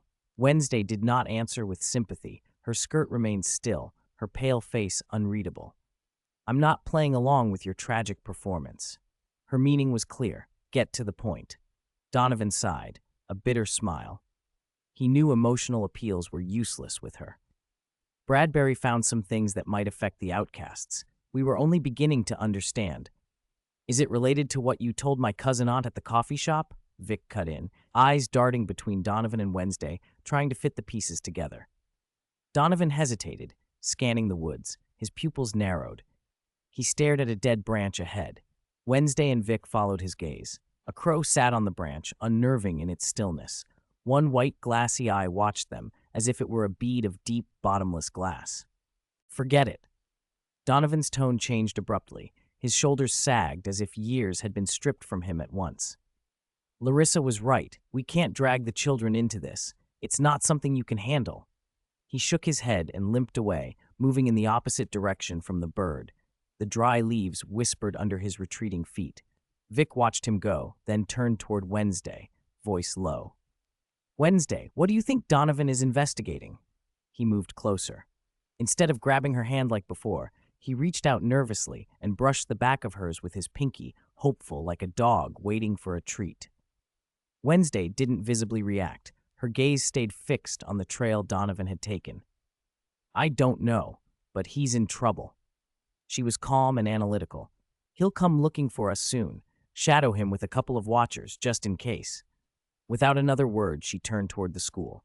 Vic blinked, disappointment flashing on his face as he lowered his head. Then, almost imperceptibly, a cool hand closed around his left one. He looked down. Wednesday's expression remained detached, as if the gesture meant nothing to her. But the grip was real. A silly grin returned to Vic's face. He quickened his pace to walk beside her, fingers subtly shifting to interlace with hers. 154. Wednesday's kiss moonlight filtered through the stained glass of the Nefermore dormitory, throwing distorted, colorful shadows across the floor. On the patchwork superbed, the three of them inhabited their own spaces in a delicate, tacit balance. Enid lay on her side, her blue eyes bright with curiosity in the dimness, staring unblinkingly at Vic, who was on the outer edge. He had been unnervingly quiet all evening, from finishing his washing to lying down obediently. He didn't try to wriggle into the middle, didn't beg for a hug because he was cold, and he didn't lean over to give Enid or Wednesday a forehead kiss before sleep like he sometimes did. He simply lay flat, hands folded over his chest, breathing evenly with his eyes closed, an exemplary posture of "I am asleep, do not disturb." This was way too abnormal. Enid couldn't help whispering to Wednesday, who lay in the middle and stared at the ceiling with her eyes open. Wednesday, what's up with Vic tonight? Why is he being so well-behaved? Her voice carried a touch of disbelief and an unexpected tug of disappointment she hadn't expected to feel. I was fully prepared for him to make a fuss, play the victim, and push his luck, but he just fell asleep like this. It felt like bracing for a storm and finding a clear, empty night instead, anticlimactic and oddly hollow. Wednesday's black eyes turned to Enid in the dark, calm and still as a frozen pool. Her voice was cool as a night wind over ice. What? She tilted her head slightly. Moonlight made her pale face look like porcelain. Are you hoping Vic would do something to you, something you've been secretly looking forward to? Enid's face went bright red, saved only by the darkness. Like a cat whose tail had been stepped on, she almost bounced off the bed, her voice rising a half step with mortification. What are you talking about? Who's thinking about that? How could I possibly want to do something like that with Vic? Her confidence cracks as she spoke. The last part of her sentence vanished into a breath. Wednesday's mouth curved into the faintest of smiles, just enough to make Enid's heart stutter. I didn't specify what kind of thing, she said flatly, words surgical in their precision. Why so flustered, Miss Sinclair? You, Enid, at a loss, angrily grabbed a pillow, wanting to throw it, but afraid she would make too much noise and, worse, wake the soundly sleeping Vic. She ended up clinging to the pillow and punching it twice in frustration. Humph, I'm ignoring you. Go to sleep. A few seconds later, Wednesday spoke again. I promised him that if he behaved himself and didn't cross the boundary while sleeping, then when he woke up in the morning, I'd give him a small surprise. That's it? Enid's eyes widened. Her fingers worried at the lace of her nightgown. Vic doesn't seem like the sort to be placated so easily. Are you sure this surprise will keep him in line all night? Wednesday didn't answer right away. She turned and looked at Vic. On the patchwork bed, Vic lay as still as possible within his territory, hands folded, breathing regular, though his eyelids trembled with the strain of pretending. Delayed gratification is often more alluring than immediate indulgence, she said, cool and certain. Especially for someone with excessive curiosity like Vic, an unknown reward is the best sedative. Midnight brought only the steady breaths of the three. Vic kept to the Chuhan boundary. Wednesday had slashed into the sheet with her dagger. Enid, however, noted that every so often he would pry his eyelids open just a crack and dart a quick look at Wednesday, like a watchdog calculating the dawn. Even his usually unruly black hair seemed to bristle with a forced, anxious calm. "See? I told you he wouldn't last long," Enid whispered to the apparently sleeping Wednesday, a pleased helplessness in her voice. Wednesday's long lashes fluttered almost imperceptibly. She didn't open her eyes, but the corner of her mouth curled. The setup had worked, Vic's energy redirected into anticipation of tomorrow rather than ruining tonight. Sometimes her mother's tactics had merit. A faint creak came from Vic's side. He shifted, cautiously edging closer to the boundary line. Close, but never over it. A tiny sigh, part grievance and part longing, escaped him in the hush. Enid almost laughed out loud, but Wednesday's chilled hand pressed lightly on her wrist. "Don't move," she whispered. "The prey's patience must be exhausted in stillness." As if conceding, Vic tossed once restlessly, then fell silent. Sleep finally overtook his restless yearning. When the first pale light of morning filtered through the glass, a subtle, unmistakable rustling woke him. It wasn't an alarm, and it wasn't Enid's soft breathing. It sounded like paper being opened and turned. Vic sat up at once, heart quick with premonition. The first thing he saw was Wednesday, fully dressed, seated in the armchair by the window, the backlight outlining her silhouette. Her fingertips turned the pages of a book spread in her lap. The sight made him catch his breath. It was that book, Orthodox Han edition, the worn manual he'd seen before. "Good morning, Vic," Wednesday said, looking up. Her dark eyes met his startled gaze. Her tone was flat, like a stone dropping into his chest. "It seems you barely passed the boundary test." Vic practically sprang out of bed, so fast he stirred the sheets. "Surprise!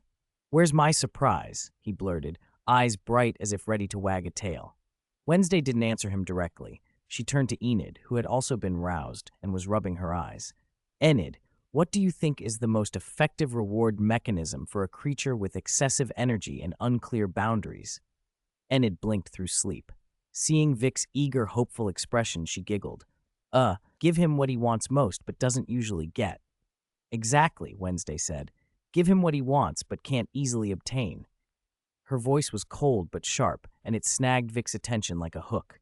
She rose and moved toward him without a sound. The sunlight cast a long shadow, making her pale face seem even starker. There was danger and temptation mixed together. Morticia with a scalpel, a midnight black rose. Vic swallowed. His Addams apple bobbed. He watched Wednesday approach, his usually restless eyes now wide and round, reflecting her figure with a mix of expectation, tension, and stunned innocence. She stopped at the bed and looked down at him.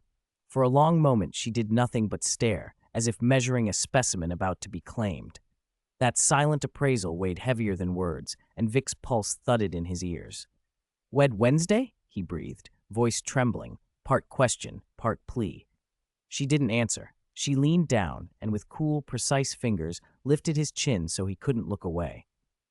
Then, under Vic's held breath, her lips came to his. At first the touch was tentative, like a snowflake. It carried a chill, an aloofness. But then she deepened the kiss. She did not merely reciprocate but took control. The kiss was predatory and almost clinical, like an experiment, and Vic felt his mind go numb with sensation. It was nothing like the easy, sunny kisses he'd shared before. No spoiled boy theatrics, no playful tenderness. It was deeper, more commanding, and utterly enthralling. Wednesday's fingertips traced the line of his jaw with a delicate, deliberate caress. He tasted the faint scent that clung to her breath, old paper and some cold, aromatic herb, and it sent a shiver through him. Minutes stretched. Then she straightened and broke the kiss with a small, composed motion. Her face was as indifferent as ever, almost bureaucratic, as if she had completed a protocol. Only the faint sheen on her lips and the barely quicker rise of her chest betrayed that the encounter had affected her at all. She brushed the corner of her mouth with her thumb, as if brushing away dust, an elegant, nonchalant gesture, and without another glance, she turned and walked out of the dormitory. The room fell quiet. Vic sat dazed on the edge of the bed, eyes unfocused, cheeks flushed. He brought his hand automatically to his mouth, where the memory of her touch and scent still lingered. "The manual," he murmured, voice dreamy and awed, so terrifyingly effective. He had, for the first time, lived the techniques his guide described and felt how powerful they could be when wielded by someone like Wednesday. Enid, curled beneath a quilt so she could peek, was trembling with embarrassment and curiosity. Her blue eyes were wide, alive with shock and something else, a flutter she couldn't quite name. So a kiss could be like that?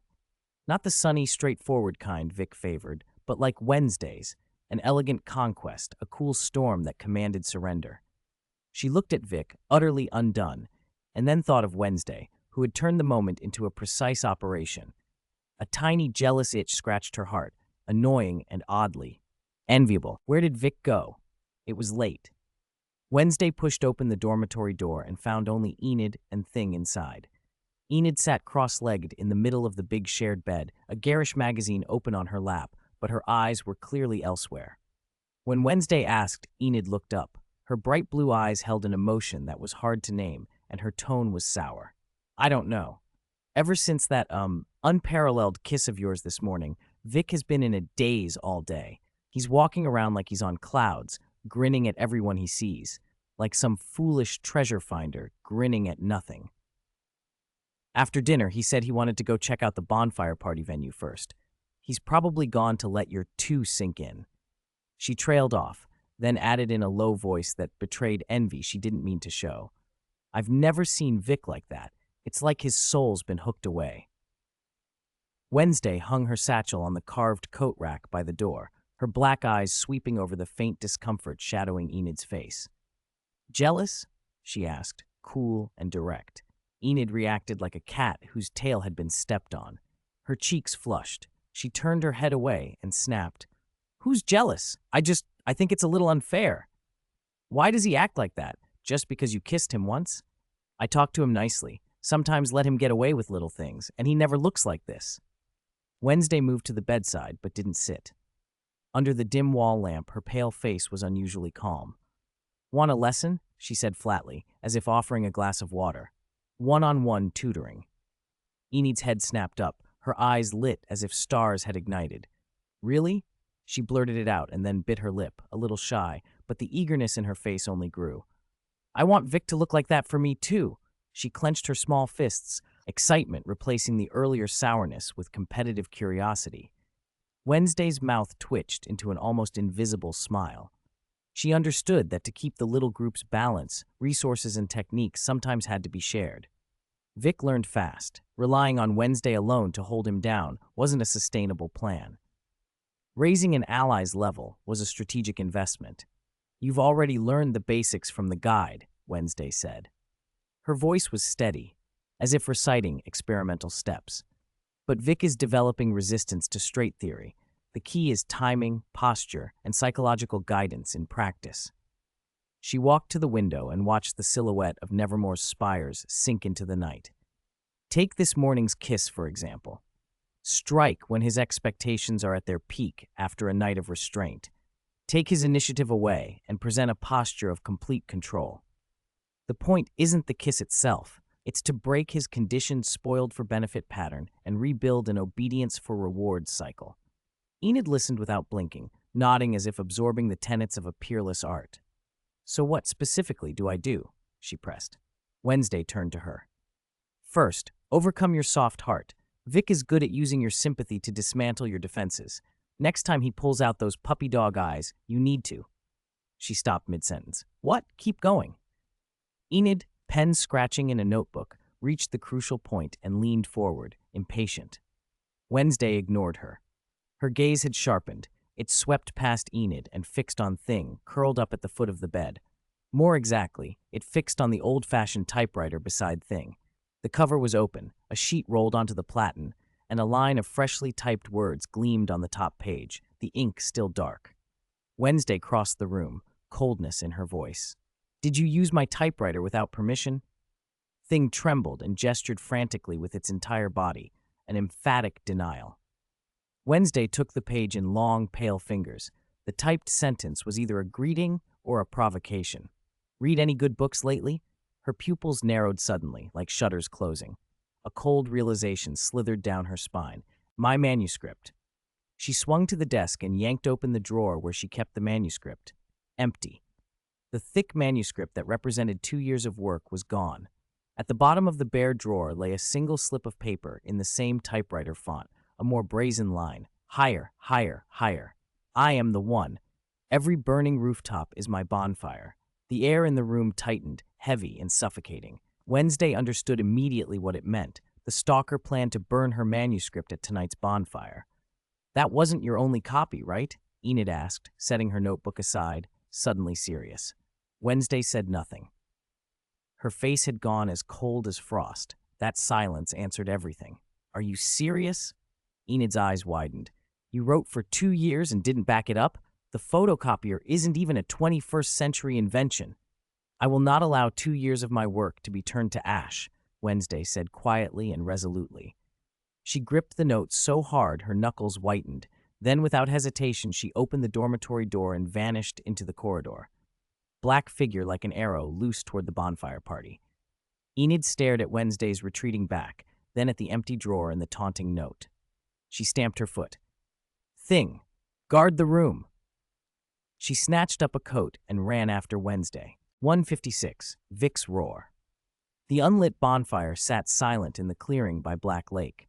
Laughter and chatter filled the circle of Nevermore students. Only Pugsley Addams lingered at the edge of the shadows like a forgotten comma.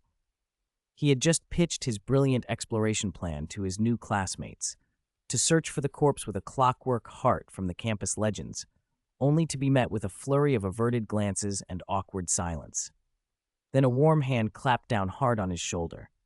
"Hey, bro, why are you playing the melancholic prince alone instead of joining the party?" Pugsley turned to find Vic grinning as always, one arm draped around his shoulder and the other hand happily munching on an oversized chocolate bar. Seeing Pugsley glance over, Vic offered a chunk with cocoa crumbs at the corner of his mouth. "Want a bite? Sweets fix everything when you're in a bad mood." "Brother-in-law." Pugsley's dim eyes lit up. Of course, how could he forget Vic? His brother-in-law would definitely not think his idea was strange. He spilled out the plan. "While the bonfire's roaring and everyone's distracted, we go to the skeleton tree and dig up the clockwork heart corpse." "Dig for a corpse by the skeleton tree while the bonfire's blazing?" Vic shook his head like a rattle. No, that's amateur hour." Pugsley's face fell. Even Vic didn't get him? Then Vic's expression shifted. He straightened, put on the air of an old scholar, and wagged a finger as if holding a pipe. "You're young, I'll say that. Grave robbing needs rules passed down from our ancestors. Listen to your brother-in-law. We go at the third watch. That's the golden window. Moon dark, wind high, yin energy strongest. That's when things go smoothly." "So, you'll go with me?" Pugsley asked, voice trembling with excitement. "Of course." Vic puffed up with a playful self-satisfaction, hand flat on his chest. "After the bonfire dies down, at the third watch, your brother-in-law will show you what's professional." He leaned close and lowered his voice like a conspirator. "Bring your tools, flashlight, gloves, and, if you can get a military shovel that digs dirt fast." Pugsley nodded so hard his head bobbed, a faint blush warming his pale cheeks. Vic had grown, in his eyes, immeasurably tall. The school anthem segment wound down and the party moved toward the highlight, lighting the bonfire. Vic tugged Pugsley forward through the surging crowd. Excuse me, make way." As they squeezed through, Vic's elbow lightly bumped a girl at the edge of the front row, red twin braids, clutching a little notebook. "Ouch!" she snapped, stumbled, and whirled. When she saw it was Vic, her eyes flamed with fury, a look so sharp it seemed to cut. Vic froze, then recognition clicked. The girl from yesterday with the notebook, the one who wanted Wednesday's autograph and had an almost pathological intensity in her eyes. A die-hard solo stan. Sorry, I wasn't watching," Vic said, flashing his innocent, bright smile. She snorted coldly, shot him one last glare, then turned away. Vic shrugged it off and kept moving. Between greetings and flashes, "Vic?" Over here. Senior Vic, look. Black, let's drink later. Everywhere he went, people clamored for him. His popularity was complicated and not without critics, but it was real. His looks drew attention. His ability to handle Wednesday's iciness and Enid's cheer made him, to many boys, a kind of legend, a living example of someone who'd already won at life. On the high platform in the center of the field, acting principal Barry Dote waited. Rather than light the bonfire with a torch, he raised his hand, and a cluster of flames sprang from his fingertips. To borrow the words of a famous person, a single spark can start a prairie fire. He flicked his wrist. The fireball arced perfectly toward the carved eagle sculpture built from dry branches out by the lake. Boom. The wooden eagle burst into flames and, with help from several students, mostly the psychokinetic outcasts known jokingly as Da Vinci, the blazing sculpture seemed to rise. The Da Vincis focused their minds, and the flaming eagle's wings beat as if lifted by an invisible hand. Sparks and scorching air trailed as it left its base and soared into the night sky, a fiery tail streaking across Black Lake like a brilliant meteor. The crowd roared. Nice idea. Very flashy, Vic said, genuinely impressed, eyes reflecting the fiery sky. Even Venom, perched on his shoulder, a strange thing with huge white staring eyes, was drawn out of its sulk. It clicked hoarsely, excited. For human tricks, this shows sincerity. The bonfire was lit, and the party surged toward its peak. Then Enid fought her way through the pressing crowd, hair slightly mussed, cerulean eyes wide with terror. She grabbed Vic's arm so hard her knuckles blanched. Someone stuffed Wednesday's novel manuscript into the woodpile underneath the bonfire. Wednesday, she crawled in. We have to put it out. Vic felt a chill bolt from his feet to his skull. The bonfire that had been celebration now looked like a ravenous maw. The flames fed on the wood, growing visibly fiercer, the crackle like a malicious laugh. Wednesday, somewhere down in that burning heap, Wednesday, the girl who hated sunlight and who always ran cold, was inside a blazing woodpile? Fuck! The curse ripped out of him. All of Vic's practiced cynicism shattered, replaced by a near-hysteric blend of fury and terror. He didn't hesitate. He called on the water demonic chi buried deep in him, centered in his kidneys. Get up, he thought, as if rousing something that had been sleeping. A bone-deep, ice-cold power erupted from his waist, spreading through his limbs like a river of glacier water filling his bones. His organs felt simultaneously frozen and filled. Water, come! Water, come! Vic screamed toward the bonfire, eyes bloodshot, no longer hiding or holding back. It wasn't a request, it was a command. The dark green surface of Black Lake seemed to answer, boiling as if alive. The water didn't surge onto the shore. It rose, twisted, and shot upward into a towering waterspout. Like a transparent python come to life, it lunged through the air toward the roaring bonfire. The clash of water and fire was not an explosion so much as a sharp, hissing cooling. The lake's water wrapped the entire woodpile in a single, flowing dome of liquid, sealing the flames and the smoke underneath. Vic's control was surgical. He guided the flow so precisely, not a single drop splashed into the narrow gap at the base of the pile. No smoke escaped. No sparks flew. All that remained was the faint, dying sizzle of cooling wood. Faced with such absolute mastery of the element, the flames collapsed in on themselves. Almost the moment the fire went out, a black shape crawled out from beneath the smoldering timbers. It was Wednesday. Ash flecked her pale skin, her hair a little singed at the edges, but her eyes were bright and alert. Clutched to her chest was a manuscript with slightly charred edges, the manuscript she prized above everything. She had barely stood when a new sound reached her, a brittle, protesting creak as the burned wood began to give way. Before she knew Vic, Wednesday might have welcomed a dramatic, tragic end. Collapsing under the ruined pyre with her rescued manuscript would have been suitably Gothic. Instead, a different feeling flooded her, not fear of death so much as a fierce, unreasonable reluctance. The manuscript wasn't filed yet. The boundary test between her and Vic had only just produced its first tentative results. She was not ready to end the experiment, or herself, in such an unaesthetic, unfinished way. The expected impact never came. Through the crashing timbers and the rising steam, a wet, impossibly strong hand shot in and grabbed her wrist.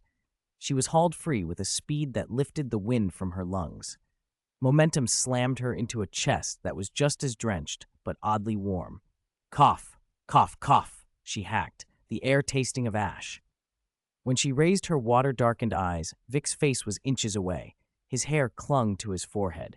His eyes were still rimmed with anger and fear. His breath came in sharp, ragged pulls like a bellows. Water beaded and rolled down his jaw. 1 drop, 2 drops, and the droplets landed hot against her cheek. Lake water, or something else, she couldn't tell. For a moment she forgot to pull away. She could feel his heart hammering under their soaked clothes, loud enough to drown words. Vic's arms held her like iron bands, tight enough to ache. He lowered his head so his forehead nearly touched hers, his voice hoarse and tremulous from the escape. Wednesday Addams, I almost thought. He broke off, words failing him. Only a heavy, breathy exhalation came out, laden with everything he could not say. Vic. Wednesday's voice, when she found it, was oddly calm and a little roughened. Your hands are shaking. He froze, then realized his grip was trembling. Panic and relief collided inside him, a tidal surge he could not contain. Without finesse, without ceremony, he bent and pressed a bruising, fevered kiss to her lips, smelling of lake and smoke. It was not skillful. It was a raw, possessive confirmation. Around them, the stunned silence snapped. Enid let out a long, relieved breath. Thank goodness they were okay. At the edge of the crowd, still clutching the enormous unfinished chocolate Vic had shoved into his hands, Pugsley tilted his head back and formed a small O with his mouth. On his pale face, shock spelled admiration.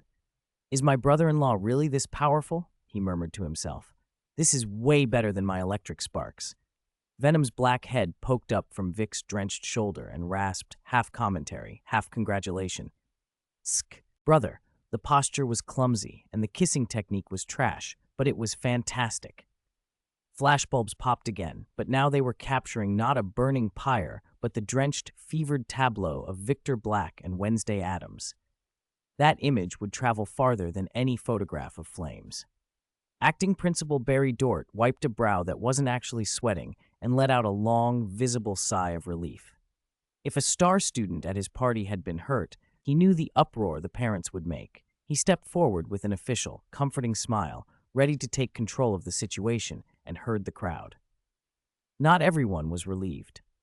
In the shadows, a girl with red hair and twin braids stared at the pair with a heat that had nothing to do with the embers underfoot. She was a devoted loner, a fan who worshipped Wednesday to an almost religious degree. Anger coiled in her eyes like poison. Victor Black? She spat between clenched teeth. How dare you? How dare you defile Wednesday like this? The students around her cheered, offering blessings and approval. The sound of their celebration only made the redhead's jealousy flare hotter. She ground her teeth so hard her lip began to sting. Victor Black, she whispered again, you're not worthy of her. You'll only tarnish her perfection. I'll prove I'm the one who belongs at her side. With that, she pushed through the crowd and vanished into the night, a dangerous thought taking root and growing wild in the dark. 158. Between me and the manuscript, who will you save? The dorm room smelled faintly of burn ointment and singed paper. Vic and Enid stood on either side of Wednesday, carefully treating several spots on her arms and the back of her neck where sparks had scorched the skin. Vic's hands were unusually gentle. His fingertips trembled as if afraid of damaging the treasure he had just recovered. Whoa, Wednesday, your hair is all curled at the tips, smells like it got singed.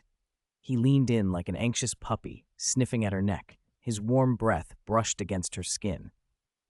Wednesday frowned and blocked him with a hand pressed to his forehead, pushing him back a little. The other hand never stopped, fastidiously flipping through the stack of charred-edged pages, checking each one for missing lines or ruined handwriting. Her attention was entirely on the manuscript. Vic, pushed aside, watched her single-mindedness and puffed out his cheeks in a silent protest. He cleared his throat and made a show of coughing. Ahem! But Wednesday didn't even lift an eyelid as she turned another page. Enid watched Vic's childlike performance and fought to suppress a smile, pretending to concentrate on applying the ointment while sneaking amused glances at him. Vic's frustration grew. First, he fumbled an empty cup off the table. Enid caught it reflexively. Then he gave the bed a gentle kick, producing a dull thud. Wednesday remained unmoved, cocooned in her quiet focus. Only the soft rustle of paper replied to his theatrics. He puffed his cheeks out further, ridiculous and wounded. She and Enid were clearly in cahoots, he thought. That mix of fear, indignation, and jealousy, that I'm worried about you and you only care about that stack of paper feeling, mounted until he couldn't hold it in. With a sharp bang, he slapped the desk. The noise made both girls look up. Wednesday, I'm asking you, if I and this pile of manuscripts fell into a fire at the same time, who would you save first? His voice was sour enough to curdle milk. Enid burst out laughing, shoulders shaking. She took in Vic's aggrieved, pleading face, then Wednesday's expressionless mask with the faintest tremor at the corner of her mouth. The whole scene struck her funnier than any sketch. Vic's jealousy now extended from normal partners to bound pages. What would he be jealous of next, if she hugged Thing? Wednesday finally looked up from the manuscript and regarded the panting Vic with level calm. Vic, she said, analytical and dry, from logical and physical perspectives, the chance of you and the manuscript catching fire at exactly the same time is extremely low. She folded her hands in front of the papers like a scholar closing a book. Even if it happened, given your reaction speed and special abilities, you are capable of saving yourself. The manuscript is flammable and cannot move, so rescue priority is clearly higher. Logic. Priority, Vic echoed incredulously, eyes wide with wounded disbelief. This is not a logic problem, it's an attitude problem, a relationship problem. He jabbed a finger at the singed pages. In your heart, am I really not even as good as a pile of paper covered in ink? Wednesday regarded him the way one might appraise a specimen, cool, clinical, and then, without changing tone, she looked back at the manuscript. You can get yourself out of a fire, she said bluntly. Wait, what? Vic's eyes went comically wide. What do you mean? I'm fireproof now. Wednesday, what kind of devilish logic is that? I'm your boyfriend, alive, warm, important. He half stood, both hands flailing for emphasis. Do these pages give you kisses every day? Enid, still wiping tears of mirth from her eyes, feigned a solemn expression and imitated Wednesday's deadpan analysis. From a utilitarian perspective, the manuscript is a unique copy. Vic, you are a renewable resource. There is a certain logic to that. Enid, not you too. Vic slumped as if the world had abandoned him. He looked pitiful enough to be carried away. At that, something like a smile, minuscule and almost imperceptible, tugged at the corners of Wednesday's mouth. She closed the manuscript, set it gently aside, and finally turned her full attention to him. Her ointment-free hand reached out. Her fingertips were cool against his puffed cheek as she touched him. I'm teasing, she said, her voice still level but softer in a way he rarely heard. Then, as if stating a fact, the manuscript can be rewritten. She paused, glancing at his damp hair and the expression of wounded hope on his face. You cannot. Vic's face lit up as if someone had thrown a switch. All his grievances dissolved instantly, and a bright, grateful smile bloomed. He opened his arms, about to tackle her in a sudden hug. Stop! Wednesday put a finger against his chest. The ointment isn't dry. He sat back, still grinning like a child who'd won the best prize in the world. Enid shook her head, smiling at the two of them. She picked up the tube and resumed smoothing ointment over Wednesday's scorched skin. But seriously, Enid added softly, Wednesday, you can't take risks like that again. No matter how important a manuscript is, it's not as important as you are. Wednesday felt the cool salve on the back of her neck. After a moment's silence, she gave a low, affirmative hum. 159. Clockwork Zombie Under the Skull Tree. Suddenly, Vic sprang up from the edge of the bed, as if a spring had been released. The half-annoyed, goofy grin that had just softened his face vanished, replaced by a panicked, something's-gone-wrong expression. Oh no, I almost forgot. He slapped his forehead, voice full of self-reproach. I promised to accompany Pugsley to the Skull Tree tonight. What time is it? I'm going to be late. Rummaging through the backpack strewn on the floor, he muttered to himself. Flashlight. Gloves. I probably won't find a military shovel. A sturdy stick will do. Pugsley? Wednesday's usually placid, emotionless eyes narrowed just a fraction. She set down the manuscript she'd just finished checking and spoke in a cool, mildly incredulous tone. What do my foolish boyfriend and my equally unintelligent brother plan to do together? Her gaze took in the tools Vic had piled out, and her brow creased. This did not look like they were going for a casual nighttime stroll. Skull tree? Enid blinked her bright blue eyes and chipped in cheerfully. I know that place. It's a famous campus ghost story spot among the boys. Exactly, that's the one. Vic finally pulled a fairly sturdy short stick from the heap. He swung it through the air with a whoosh, wearing a grin that mixed excitement with feigned nonchalance. Pugsley heard there's an ancient student corpse with a clockwork heart buried there and insists on an archaeological excavation. As his brother-in-law, of course, I have to escort him to such a thrilling event. He said it like it was the most obvious duty in the world. The corner of Wednesday's mouth twitched. She was speechless, and a tiny, indulgent part of her considered lighting a candle for any spirits they might disturb. With his equipment ready, Vic dashed for the door like a small whirlwind. Then, as soon as his foot crossed the threshold, he froze as if remembering something urgent. With a series of quick thuds, he backed in again. Under the baffled stares of Wednesday and Enid, Vic bent down and, with lightning speed, planted a loud, wet kiss on each of their cheeks. He straightened, wearing a roguish smile, as if he had absorbed some good luck, and flashed them a confident wink. Borrowing some luck. Bye-bye. Before the words had finished leaving his mouth, he was gone, sweeping out of the dorm like a gust of wind. His footsteps faded at the end of the corridor. The room fell quiet again, left with only the faint scent of salve and the memory of his quick kisses. Enid touched the spot where he had kissed her and snorted a laugh. This guy, honestly. Wednesday didn't answer right away. She sat still, fingers unconsciously brushing the cheek Vic had kissed. There was a faint trace left, a warm scent, sunlight tangled with chocolate. After a few seconds, she lifted her black eyes toward the empty doorway and said flatly, with the smallest hint of indulgence, "Two idiots." Vic's figure cut a light breeze through the woods at the edge of Nevermore. With his speed, he reached the rumored ghost corner from the dormitory in a few breaths. He slowed, scanning the moonlit trees with sharp eyes until he locked on his target. The ancient, rotting tree with twisted limbs and a trunk that naturally formed a grotesque skull was indeed the skull tree. Isn't Pugsley here yet? Looks like I'm not late after all. He let out a smug little sigh. The luck kisses seemed to have paid off. He hadn't kept his brother-in-law waiting. Before he could fully relax, a slightly agitated, urgent voice called from behind him. "Brother-in-law, you just got here.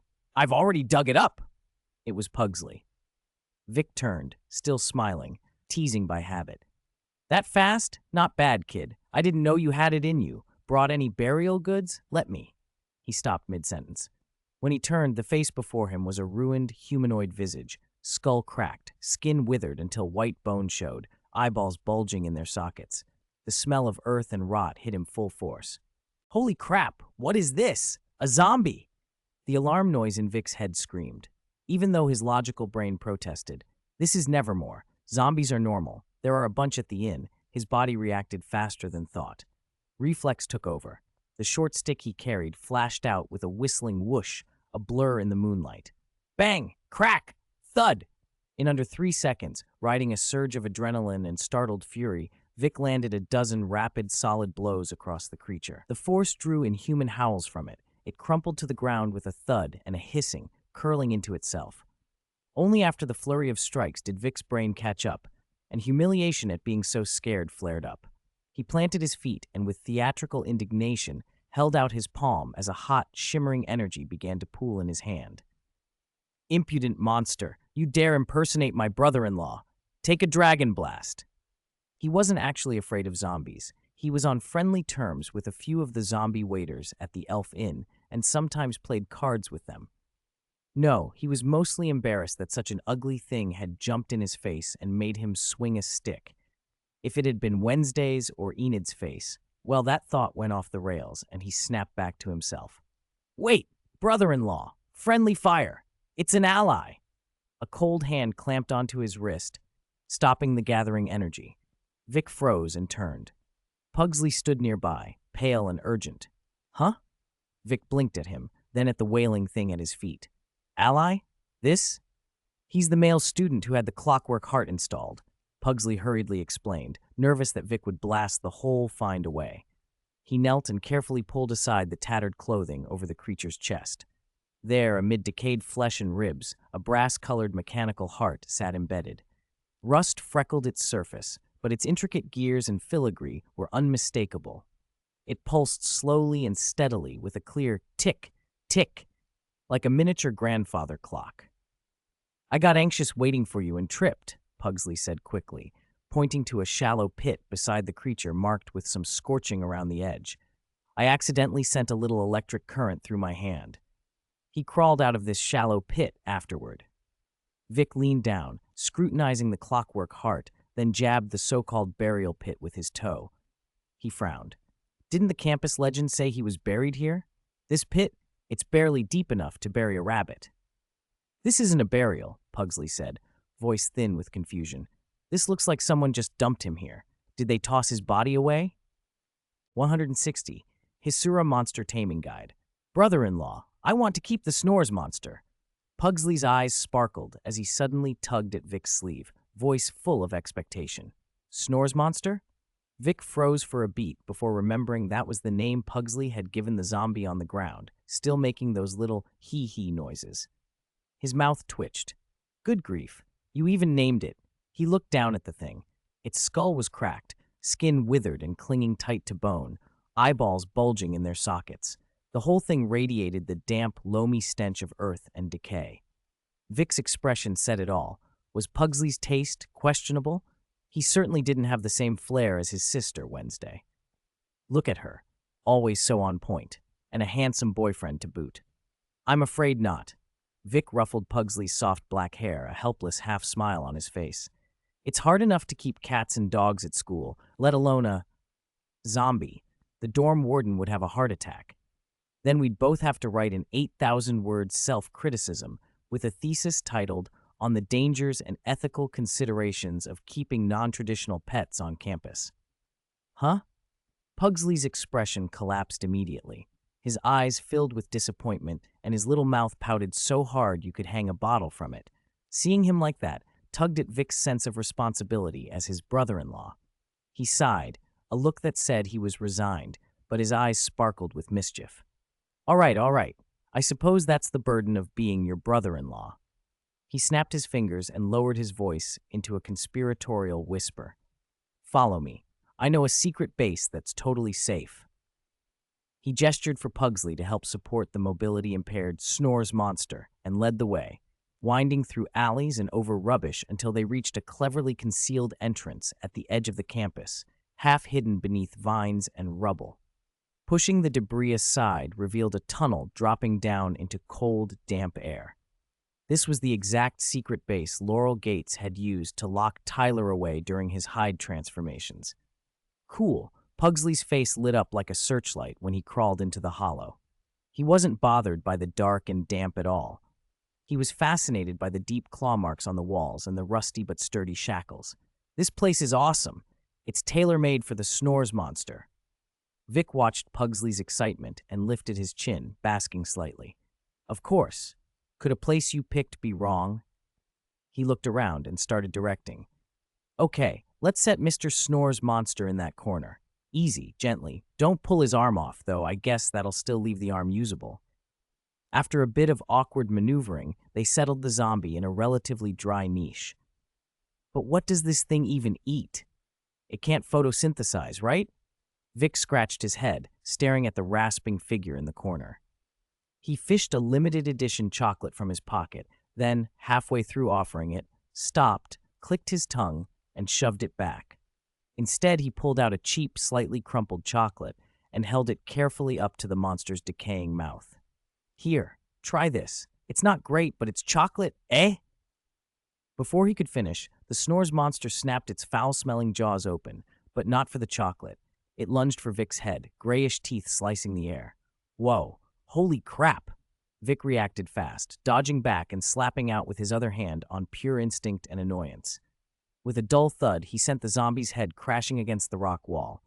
I offer you chocolate and you try to eat me? Seriously? He shook his hand, shaken. This thing is wild. No way I'm letting it roam free. I have to train it. Otherwise it'll be the other way around. Might nibble my brain while I sleep. Train? Pugsley's eyes lit up again, filled with admiration. Brother-in-law, do you know how? Vic's fear evaporated under that trusting look. He straightened, brushed the tip of his nose with his thumb, and put on a show of confidence. Do I know how? Of course. Watch and learn. He launched into an improvised lecture, half remembered from who knew what animal training manual. The key to taming low intelligence, highly aggressive creatures is establishing absolute authority and conditioning. He stalked around the rasping snores monster, pointing with authority. First, make it understand who's boss. My strike earlier? That was to establish dominance. Biting leads to a beating. Now watch. He placed the chocolate again near the monster's mouth. Its cloudy eyes locked on the sweet, and a more anxious hee-hee came from its throat. Then its rotten jaw snapped open, and it lunged for Vic's head once more. Hey, I'm being nice! Vic's temper flared. Had his earlier lesson not landed? He grabbed the sturdy, short club nearby and let loose a more thorough education. He swung it so hard the air whistled, sparks blinking off from the friction. The club struck the tougher parts of the zombie with sick, dull thuds. Not eating? You won't eat? Fine, I'll show you. Vic cursed as he worked, rough but rhythmic, hammering home his authority. Eventually, the snores monster curled into the corner, hands over its head, whimpering and no longer lunging. It still refused to accept the chocolate, only staring fearfully at Vic's hand. Brother-in-law, Pugsley said, squatting nearby with his chin on his hands, baffled. Does it not like chocolate? Vic's eyes went wide like he'd heard a cosmic affront. Impossible. Absolutely impossible. Who doesn't like chocolate? Not even a zombie. This is a matter of principle. He picked up the dented, cheap chocolate and, with a kind of brutal tenderness, smeared it against the monster's rotted nose and lips. Eat it. Smell it. It's delicious. Eat it now. You have to eat it today. Like a cross between a grumpy parent forcing a kid to eat vegetables and a mad trainer, Vic shoved the chocolate into the creature's face. The monster recoiled, whimpering, jaw clamped shut. Vic's eyes hardened. He reached for the club again, voice low and dangerous. Want to keep stretching your bones some more? Though slow-minded, the snores monster had learned to fear the club. It trembled as Vic's fingers closed around the handle. At the instant his survival instinct overwhelmed everything else, the monster snapped its mouth open, not to bite, but to gobble the chocolate smeared on its face, moving so fast it left a blur. See? Isn't that it? Vic dropped the club and flashed a triumphant V to Pugsley, grinning like he'd completed a major experiment. Told you, no creature in the world rejects chocolate. It just needed a lesson. Spare the rod, spoil the child, make a good zombie. Pugsley clapped wildly, eyes shining. Brother-in-law is awesome. You tamed it just like that. Vic basked in the praise, hands on his hips. The snores monster sat in the corner, chocolate smeared on its mouth, looking pathetic and absurd at once. Vic nodded in satisfaction. First step of animal training, establishing food authority, is a total success. Next, consolidate the training to build the conditioned reflexes. He rubbed his chin and began scheming the next stage, mentor's ambition bright in his eyes.